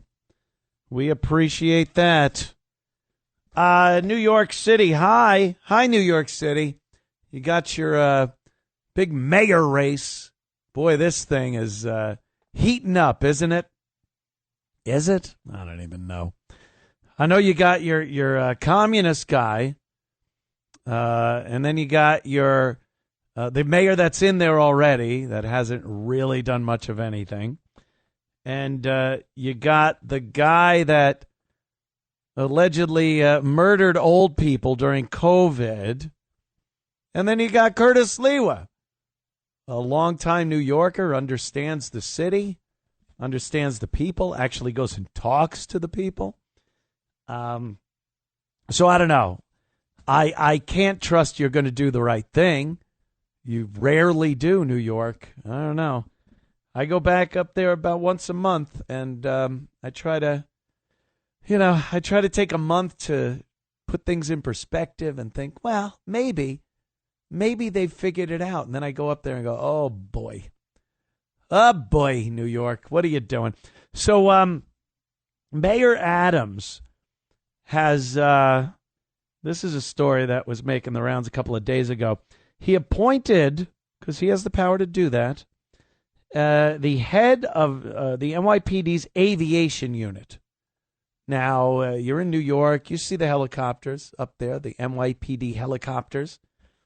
They have to have a boss. You can't just run into one of these helicopters and take off. So he appointed the head of the NYPD's aviation unit.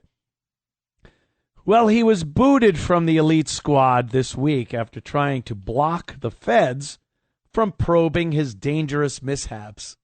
So this Mayor Adams, he has appointed more incompetent people because, again, he puts more credence in color and race than he does in somebody's actual ability to do the job.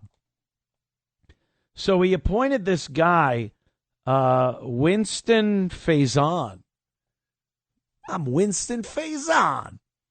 And aviation's commander. He's called an incompetent boob who called him an incompetent boob. It's in quotes, so I guess somebody said it. He had numerous breaches in safety as he attempted to make himself the unit's head helicopter instructor.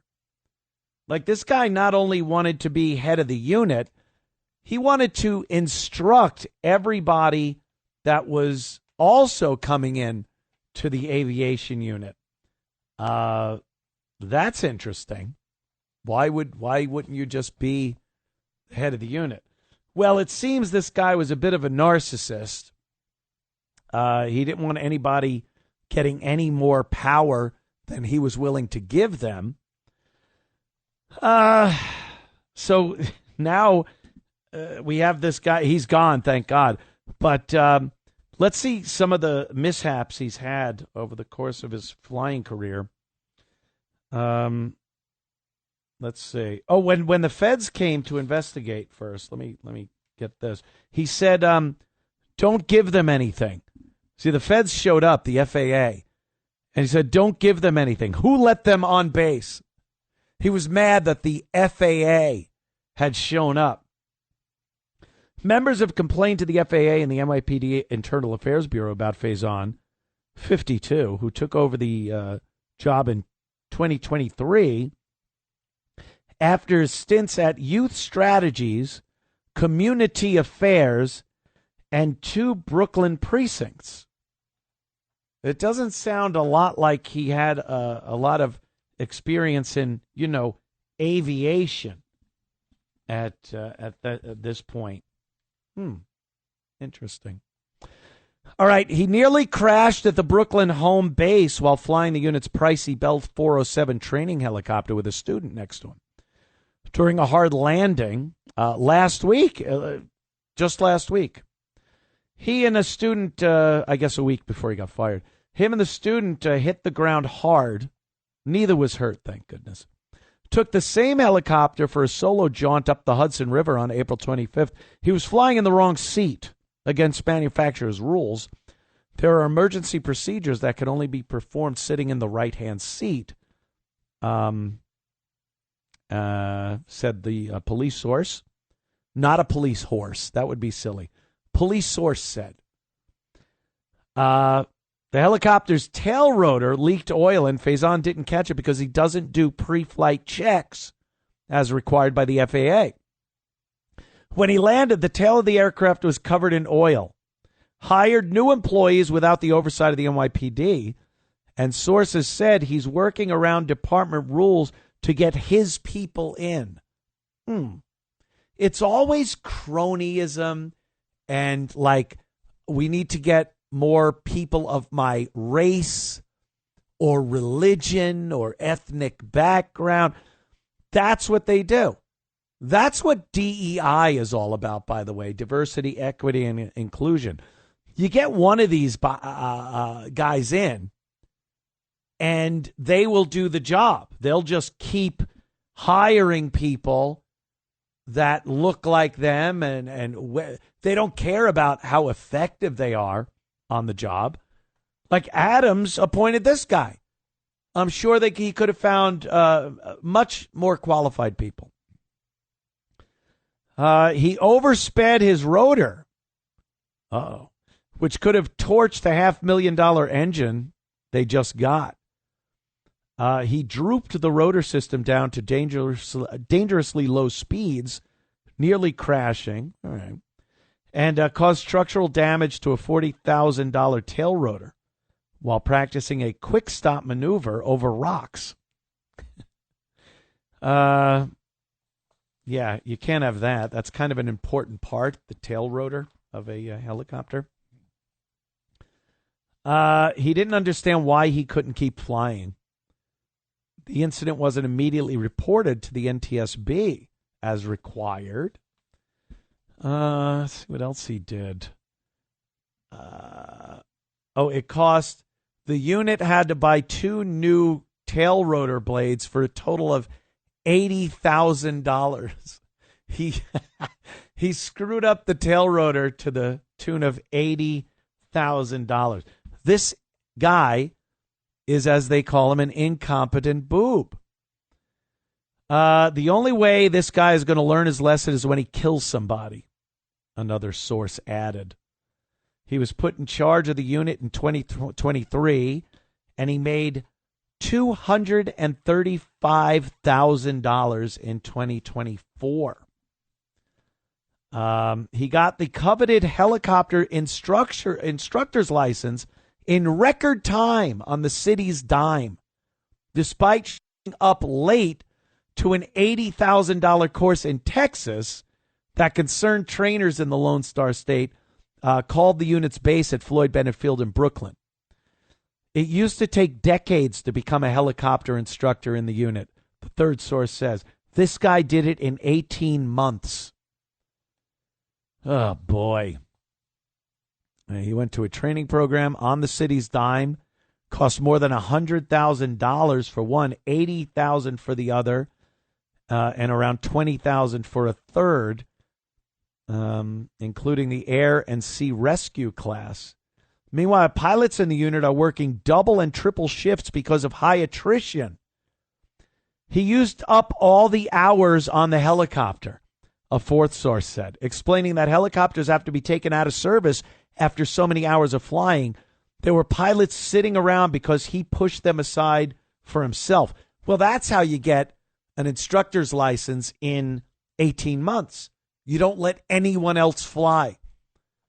What a piece of garbage. So thank God they got rid of him before he did kill somebody. But this is a huge problem with Adams, the Chicago mayor. You know, I'm all for diversity if it actually is merit-based. If diversity happens as a side effect of appointing the best people for the job, you shut your eyes and you're told who the best people are and you appoint them to the job. And then you open your eyes and realize that you've appointed a diverse group of people. Well, you did that because you appointed the, all right, let's be real. That's never going to happen, right? But let's just say it did. You've appointed people based on merit. And it just happened that they were also very diverse. You can't appoint diversity and then just hope that they also are all extremely competent at what they're doing. It doesn't work that way. Might work the other way. Usually doesn't. You know, people got to work on that, I guess. But truth be told, diversity for diversity's sake is one of the worst things you can do in any aspect of life. Helicopter pilot, running a company, whatever it is. It just doesn't make sense. It's a feel-good nonsense thing that winds up getting people killed. Yes, killed. People. Well, that's Mayor Adams. So another reason to get out there in November and vote for Curtis Sliwa. Vote for Curtis. What's your problem? All right, back in moments with a lot more of the Anthony Cumia Show. Stay tuned. It's the Anthony Cumia Show on the Red Apple Podcast Network. It's the Anthony Cumia Show on the Red Apple Podcast Network. The Anthony Cumia Show. But you knew that. What I got you got to. There's a great story because it's not even so much the story as what were people expecting. That's my take on this story. What were people expecting? The Polo Bar in New York City, a very popular, high-end, very high-end, exclusive, celebrity, kind of the place actors would go and people of note. The Polo Bar. An exclusive Manhattan night spot that counted Meghan Markle. Ooh. Kamala Harris and Leonardo DiCaprio as customers is a hotbed for sexual harassment among employees who use spray bottles to take cocaine during their shifts and had a rating system for good-looking customers. A bombshell lawsuit alleges. Is this really a bombshell? Let's really think about that. It's a high-end celebrity bar, restaurant, I guess. Where is it? It's 55th Street and 5th Avenue. Has a toxic culture. A bar and restaurant owned by fashion icon Ralph Lauren. Rampant drug use and alcohol consumption at work, a veteran former server claimed in a federal lawsuit. If you're working at, I would say, any restaurant, there's a culture in restaurant work. Even I, Anthony Cumia, had worked in a restaurant in my younger days. Hated it. I hate the whole, it's too fast. There's no breaks. When the restaurant's busy, you're busy. You can't take a break. You can't go to the bathroom. You can't just sit down, have a drink, whatever. It's like nonstop. I hate that. I hate that kind of job. Although I do 3 hours here and I can't just walk away. So what does that mean? But if you're working in a bar, restaurant, that whole culture is about guys and girls really doing a lot of flirting, a lot of busting balls, as they call it. You get pissed at one of them. Then you're laughing. There's drinking. And, yeah, as far as drug use goes, yeah, you don't want to be like falling down fentanyl, doing the fentanyl lean when you have a table, you know. But I don't think that's what it is. Coke, I would think that's a great thing for a server to do, is some cocaine. Yeah. Get my stuff. Get it fast.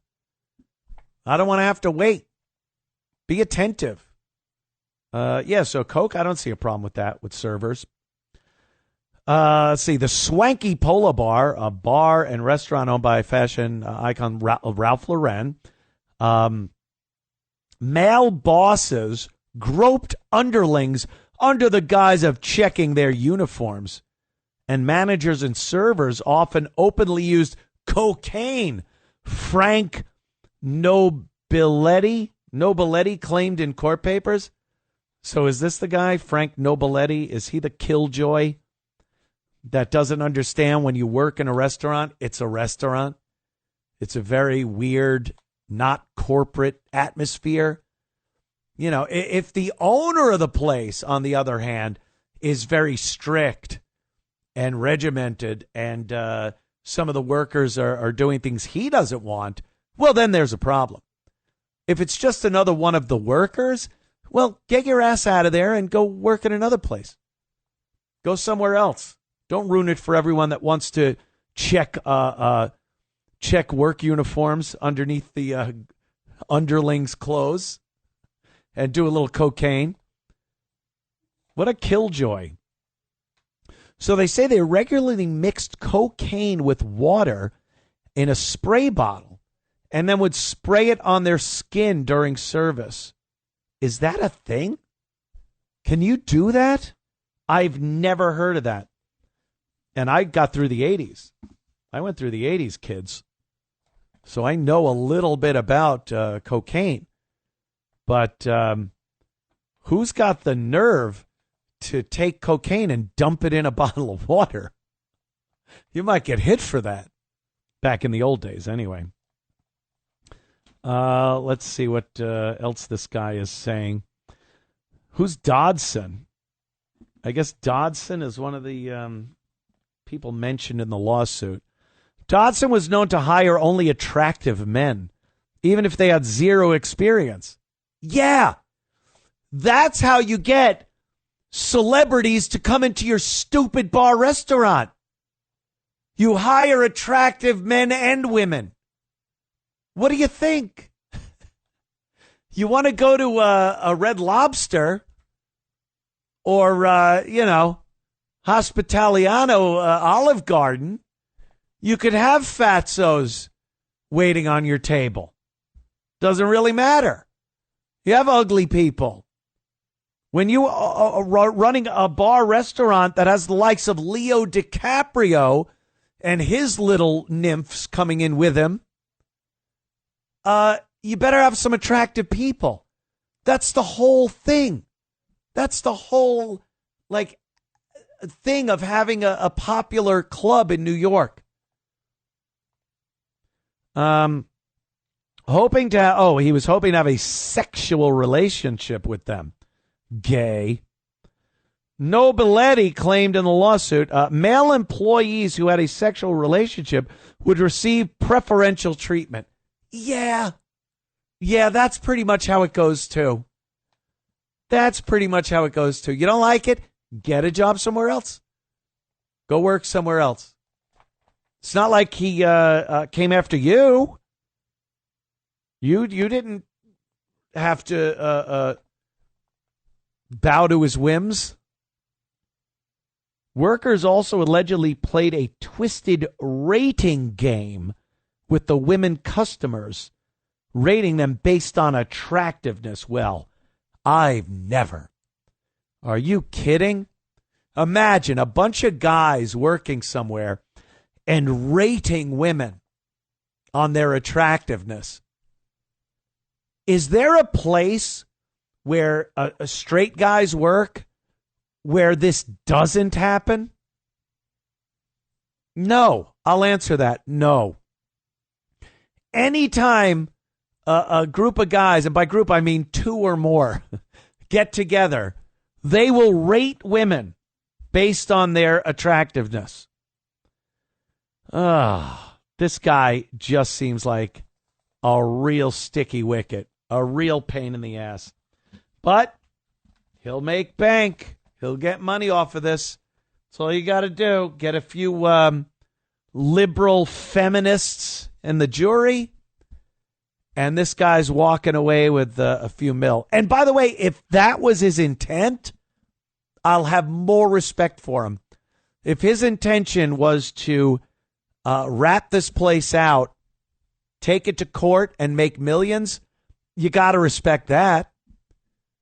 But if he's just doing it because he was genuinely offended by what's going on in a restaurant, I defy anyone that works or worked in a restaurant in any time, 80s, 90s, 2000s, anytime, to not agree with me that that is an environment of partying and, a lot of busting balls, a lot of sexual innuendo, a little smack on the ass kind of a thing that goes on.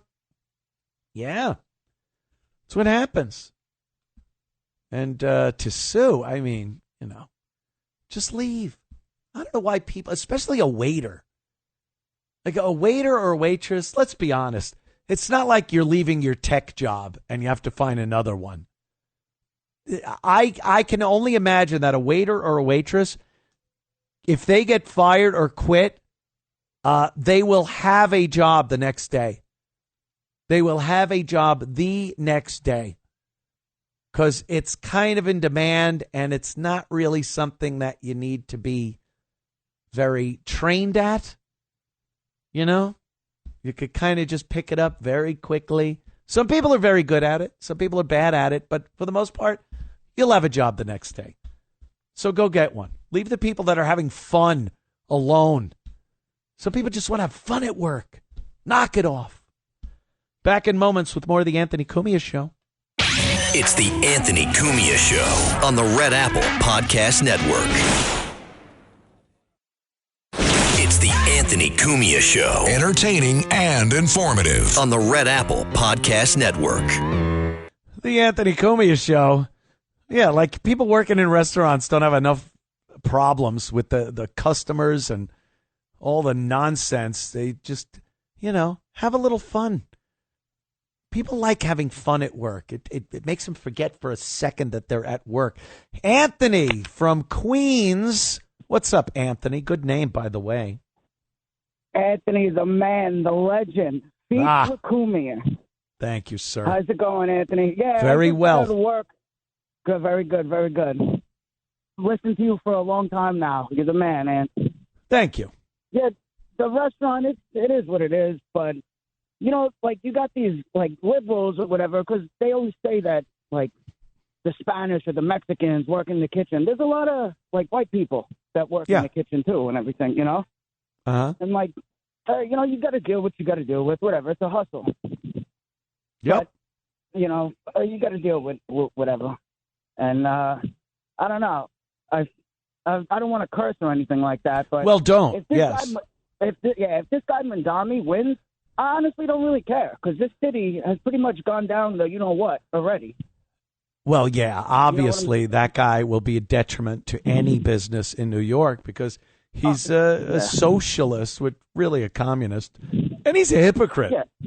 His parents got money, he's got money, and he talks about, the evil, wealthy people, and he would never utilize any of these socialist systems or the buildings. Or you think Mamdani would go to the socialist restaurant or socialist grocery store to get what he wants? Absolutely not. That's a socialist. Yeah. That's what they do.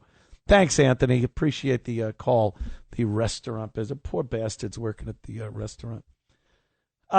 This story's this has to do with the Epstein thing, but also Kevin Spacey. This Kevin Spacey, of course, great actor. I mean, I've always loved watching movies with Kevin Spacey in them. I think he's a very good actor, and it's a shame he got blackballed for doing what everyone in Hollywood does. Yeah, you're horrible people. You're sexual degenerates. You demean people. You sexually assault people. This is the Hollywood credo. But he must have done something to annoy somebody of power in Hollywood, and they pulled out their atom bomb. Like I said before, they all have atom bombs on other people, but if you do something wrong, they'll use it on you. Because I don't see as how Kevin Spacey did anything different than any of them. He supposedly sexually harassed guys when they would come to his house. He would get young actors to come to his house or his apartment under the guise of, I'm going to teach you a little something about acting. First of all, how stupid do you have to be? This guy is legendarily gay, and you go to his house to learn about acting? Just stop. How naive are some of these idiots? So he did that, and he harassed, from what I heard, some guy, and it went to court. Nothing ever really came of it, but he was blackballed from Hollywood. A loss to us, the people that like watching movies and his acting. So, good luck.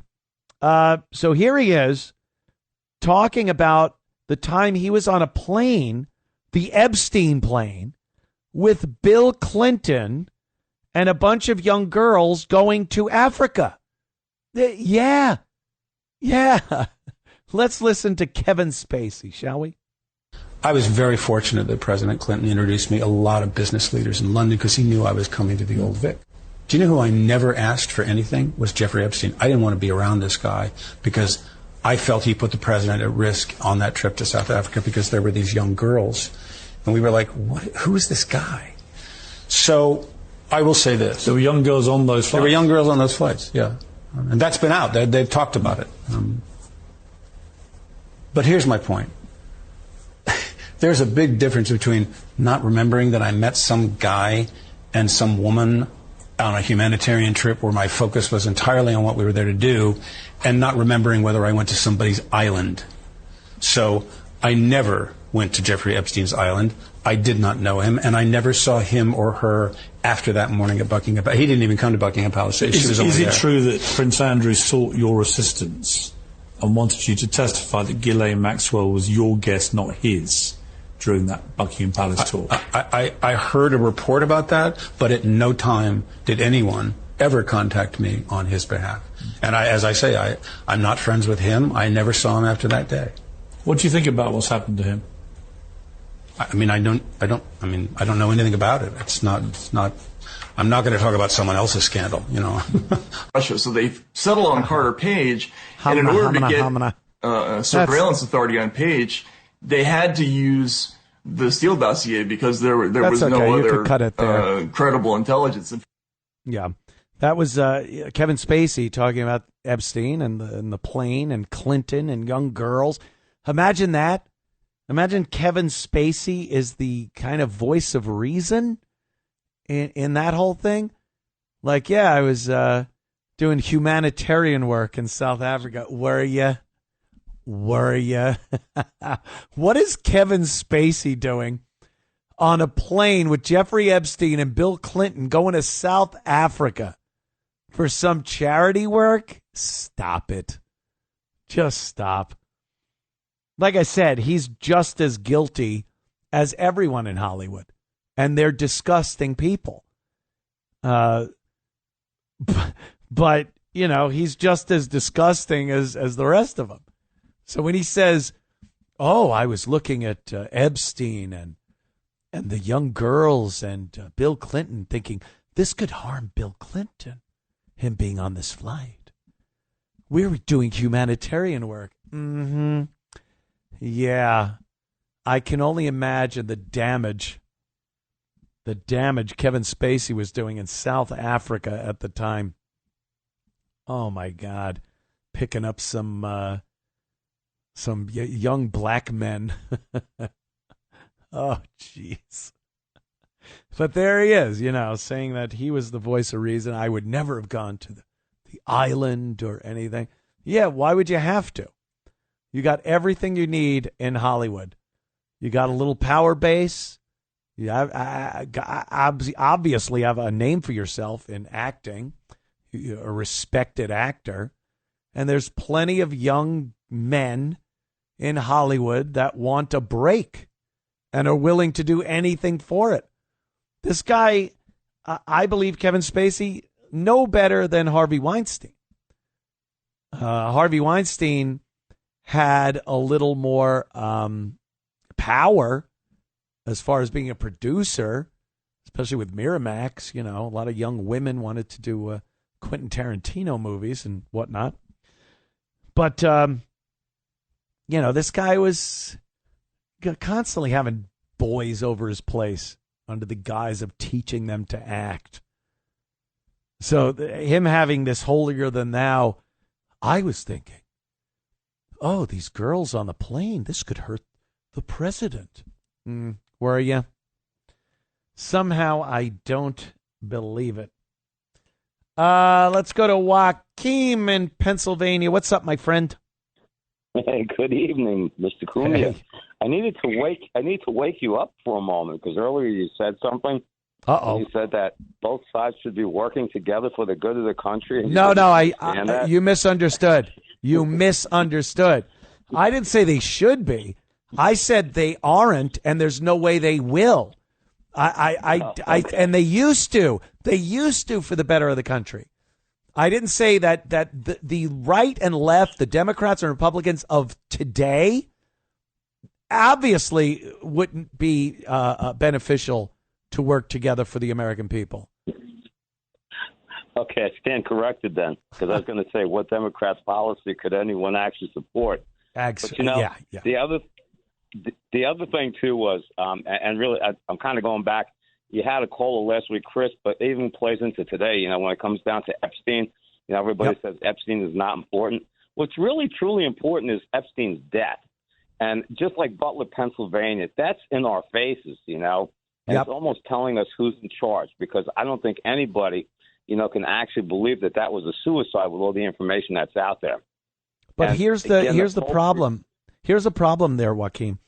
Do you think we'll ever 100% know and have the facts of what happened in Butler or what happened to Epstein? Because here's the thing. If there's even 1% of doubt, that's plenty.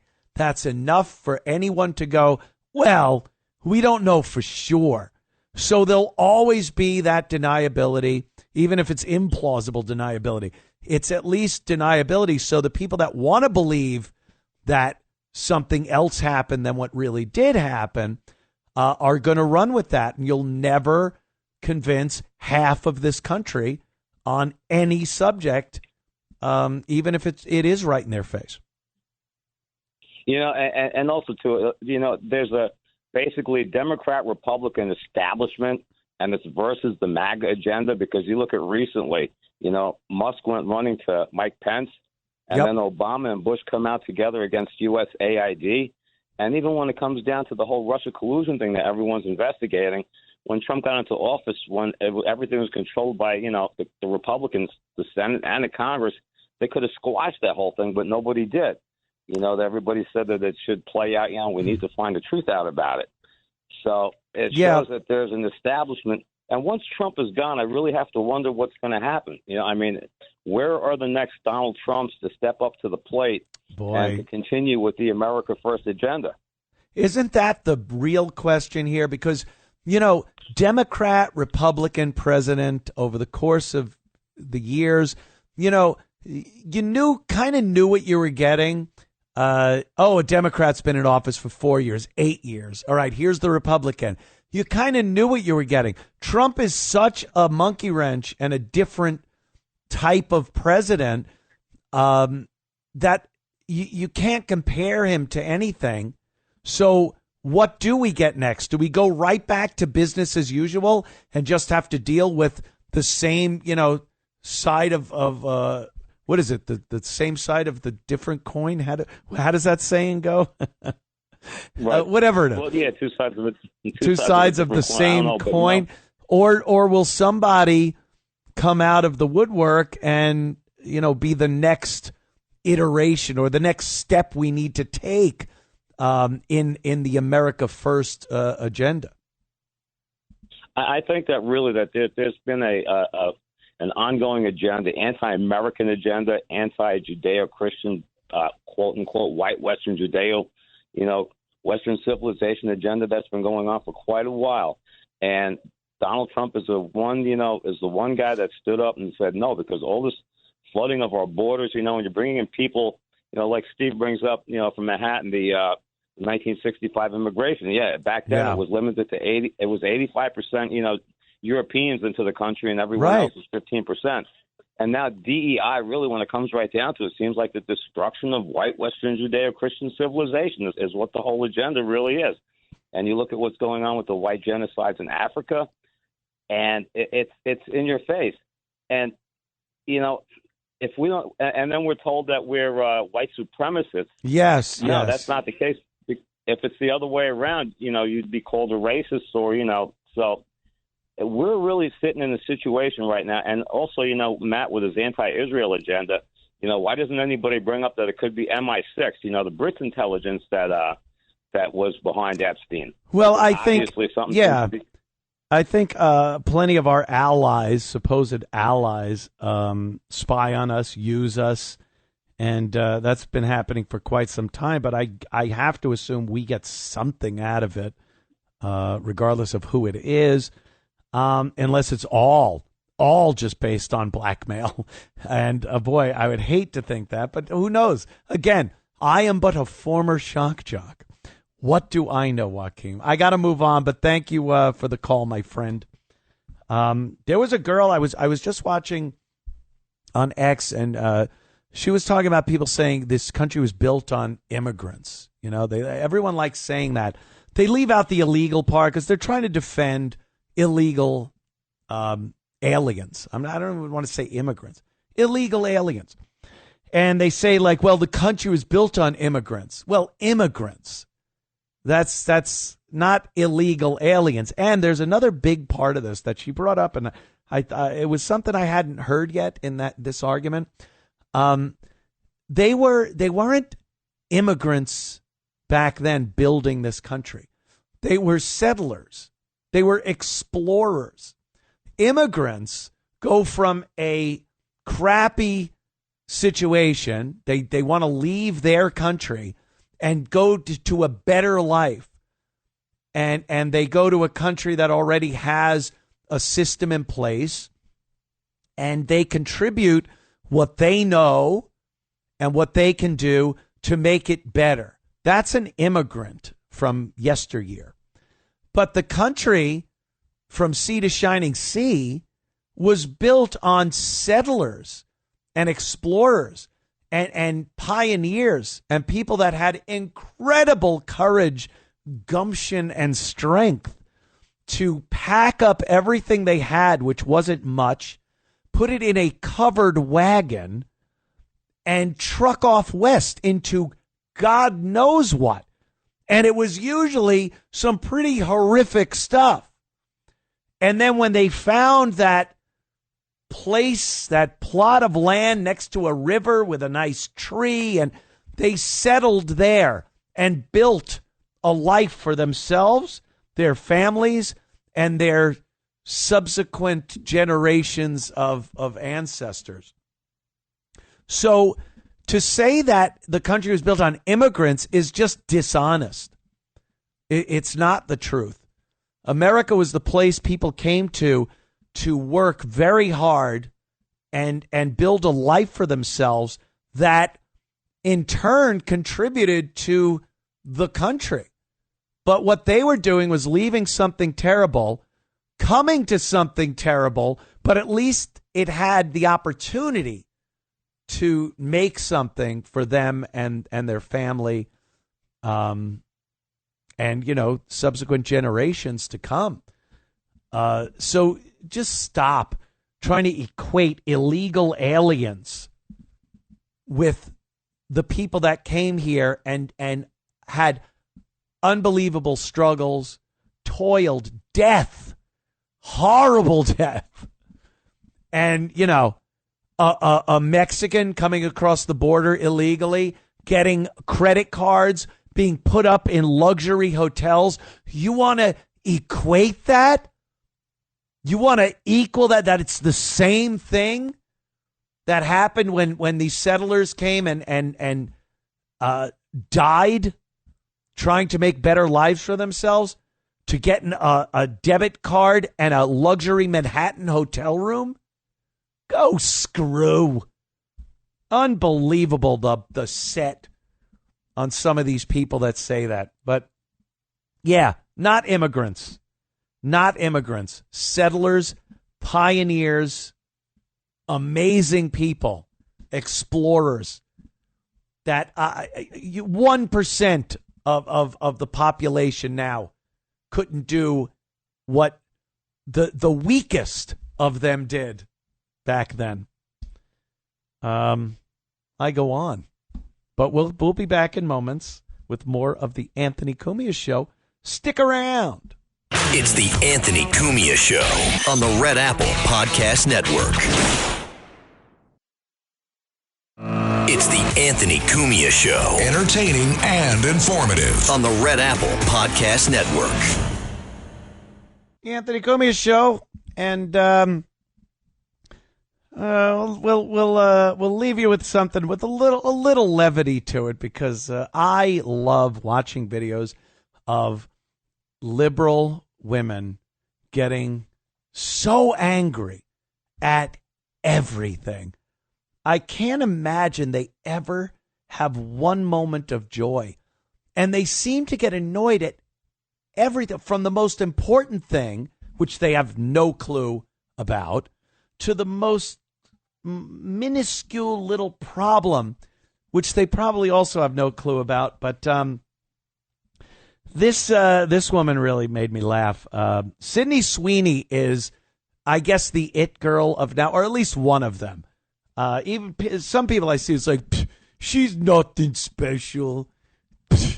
You see like a picture of her, and she's just looks awesome. And guys are like, yeah, it's like any girl I see walking around where I'm from. Where you from? Just stop. She's very attractive. Let's just say that. I think we can. Any normal dude can appreciate the look of a Sydney Sweeney. She's in that show Euphoria. She does a lot of print ads and internet ads. So she's doing an ad for jeans, American Eagle jeans. And the way they wrote these ads is it's kind of a double entendre thing. Jeans, G-E-N-E-S, and jeans, J-E-A-N-S, that she has good genes. Now, no one, unless you were a complete lunatic, would think that this has anything to do with eugenics or Nazis. You know, the genealogy, the genetics of a blonde, blue-eyed, buxom girl like Sydney Sweeney. No one would think that. They would go, all right, they're using the jeans thing. You know, it's jeans, pants, but genetically jeans. And no one would think, it's just that she's a pretty girl. So you get these disasters with the horrible hair with the blue or pink dye, the nose, the snout ring, like they're livestock. They're all way too overweight, and they're messes. And obviously they have unbelievable jealousy towards anyone like Sydney Sweeney, who gets gawked at everywhere. So here's this girl trying to say that these commercials are fascist and Nazi. Listen to this idiot. I will be the friend that's too woke because those Sydney Sweeney American Eagle ads are weird. Like fascist weird. Like Nazi propaganda weird. Like my body's composition is determined by my genes. Hey, eyes up here. Sydney Sweeney has very genes. Genes are passed down from parents to offspring, often determining traits like hair color, personality, and even eye color. My genes are blue. Sydney Sweeney has very genes. Should we be surprised that a company whose name is literally American Eagle is making fascist propaganda like this? Propaganda. Probably not, but it's still really shocking. Like a blonde-haired, blue-eyed white woman is talking about her good genes. Yeah. Like, that is Nazi propaganda. I also am thinking about like all of the young girls who are doing their back to school shopping right now at places like American Eagle who are seeing ads like this. Yikes. Also, American Eagle is mostly a brand that like teenagers to like young adults shop at, and so the fact that like this type of advertising is being used that feels so for the male gaze and so over sexualized, like I just don't like it. I don't like it even a little bit, bro. That's pretty much all we need to get that. I mean, can you believe that? And if you saw this woman, she is really not attractive. She's a 3, if that. So obviously she's a little annoyed that Sydney Sweeney is a pretty girl. Yeah, what's wrong with having a pretty girl that's blonde hair, blue eyes, and saying that she has good genes? And even if you're using it as the genes like the pants, the play on words, that it's also she has good genes. Yeah, she does. How do people deny the blatantly obvious now without just being told right to their face, you're an idiot? It is so obvious that she has good genes, good genetics. She looks good. She's built well. You, on the other hand, have terrible genetics. You're a mess. You're a disaster. So she's got to, call it Nazi. Anything they don't like is Nazi, fascist, oppressive, and kids are going to buy that. Yeah. Because maybe they want to look like Sydney Sweeney in high school. What the hell? When will these people, well, they'll never wake up. They need that proverbial smack in the face. Like, thanks, I needed that. They all need it. Back next week. Thank you for tuning in this Sunday to my program. I look forward to being here next week. See you then. Anthony Cumia Show. This shrimp and coconut sauce is divine. What's your secret? Goya coconut milk. How does it taste so good? It's all in that real coconut flavor and that rich, creamy texture. What about thickeners and added sugars? None. Just smooth, coconutty goodness. What can I make with it? From curries to sweet treats like coconut flan, the possibilities are endless. Goya coconut milk. Take your cooking to the next level. No question about it. Find it in the Goya section of your local grocery store. If it's Goya, it has to be good.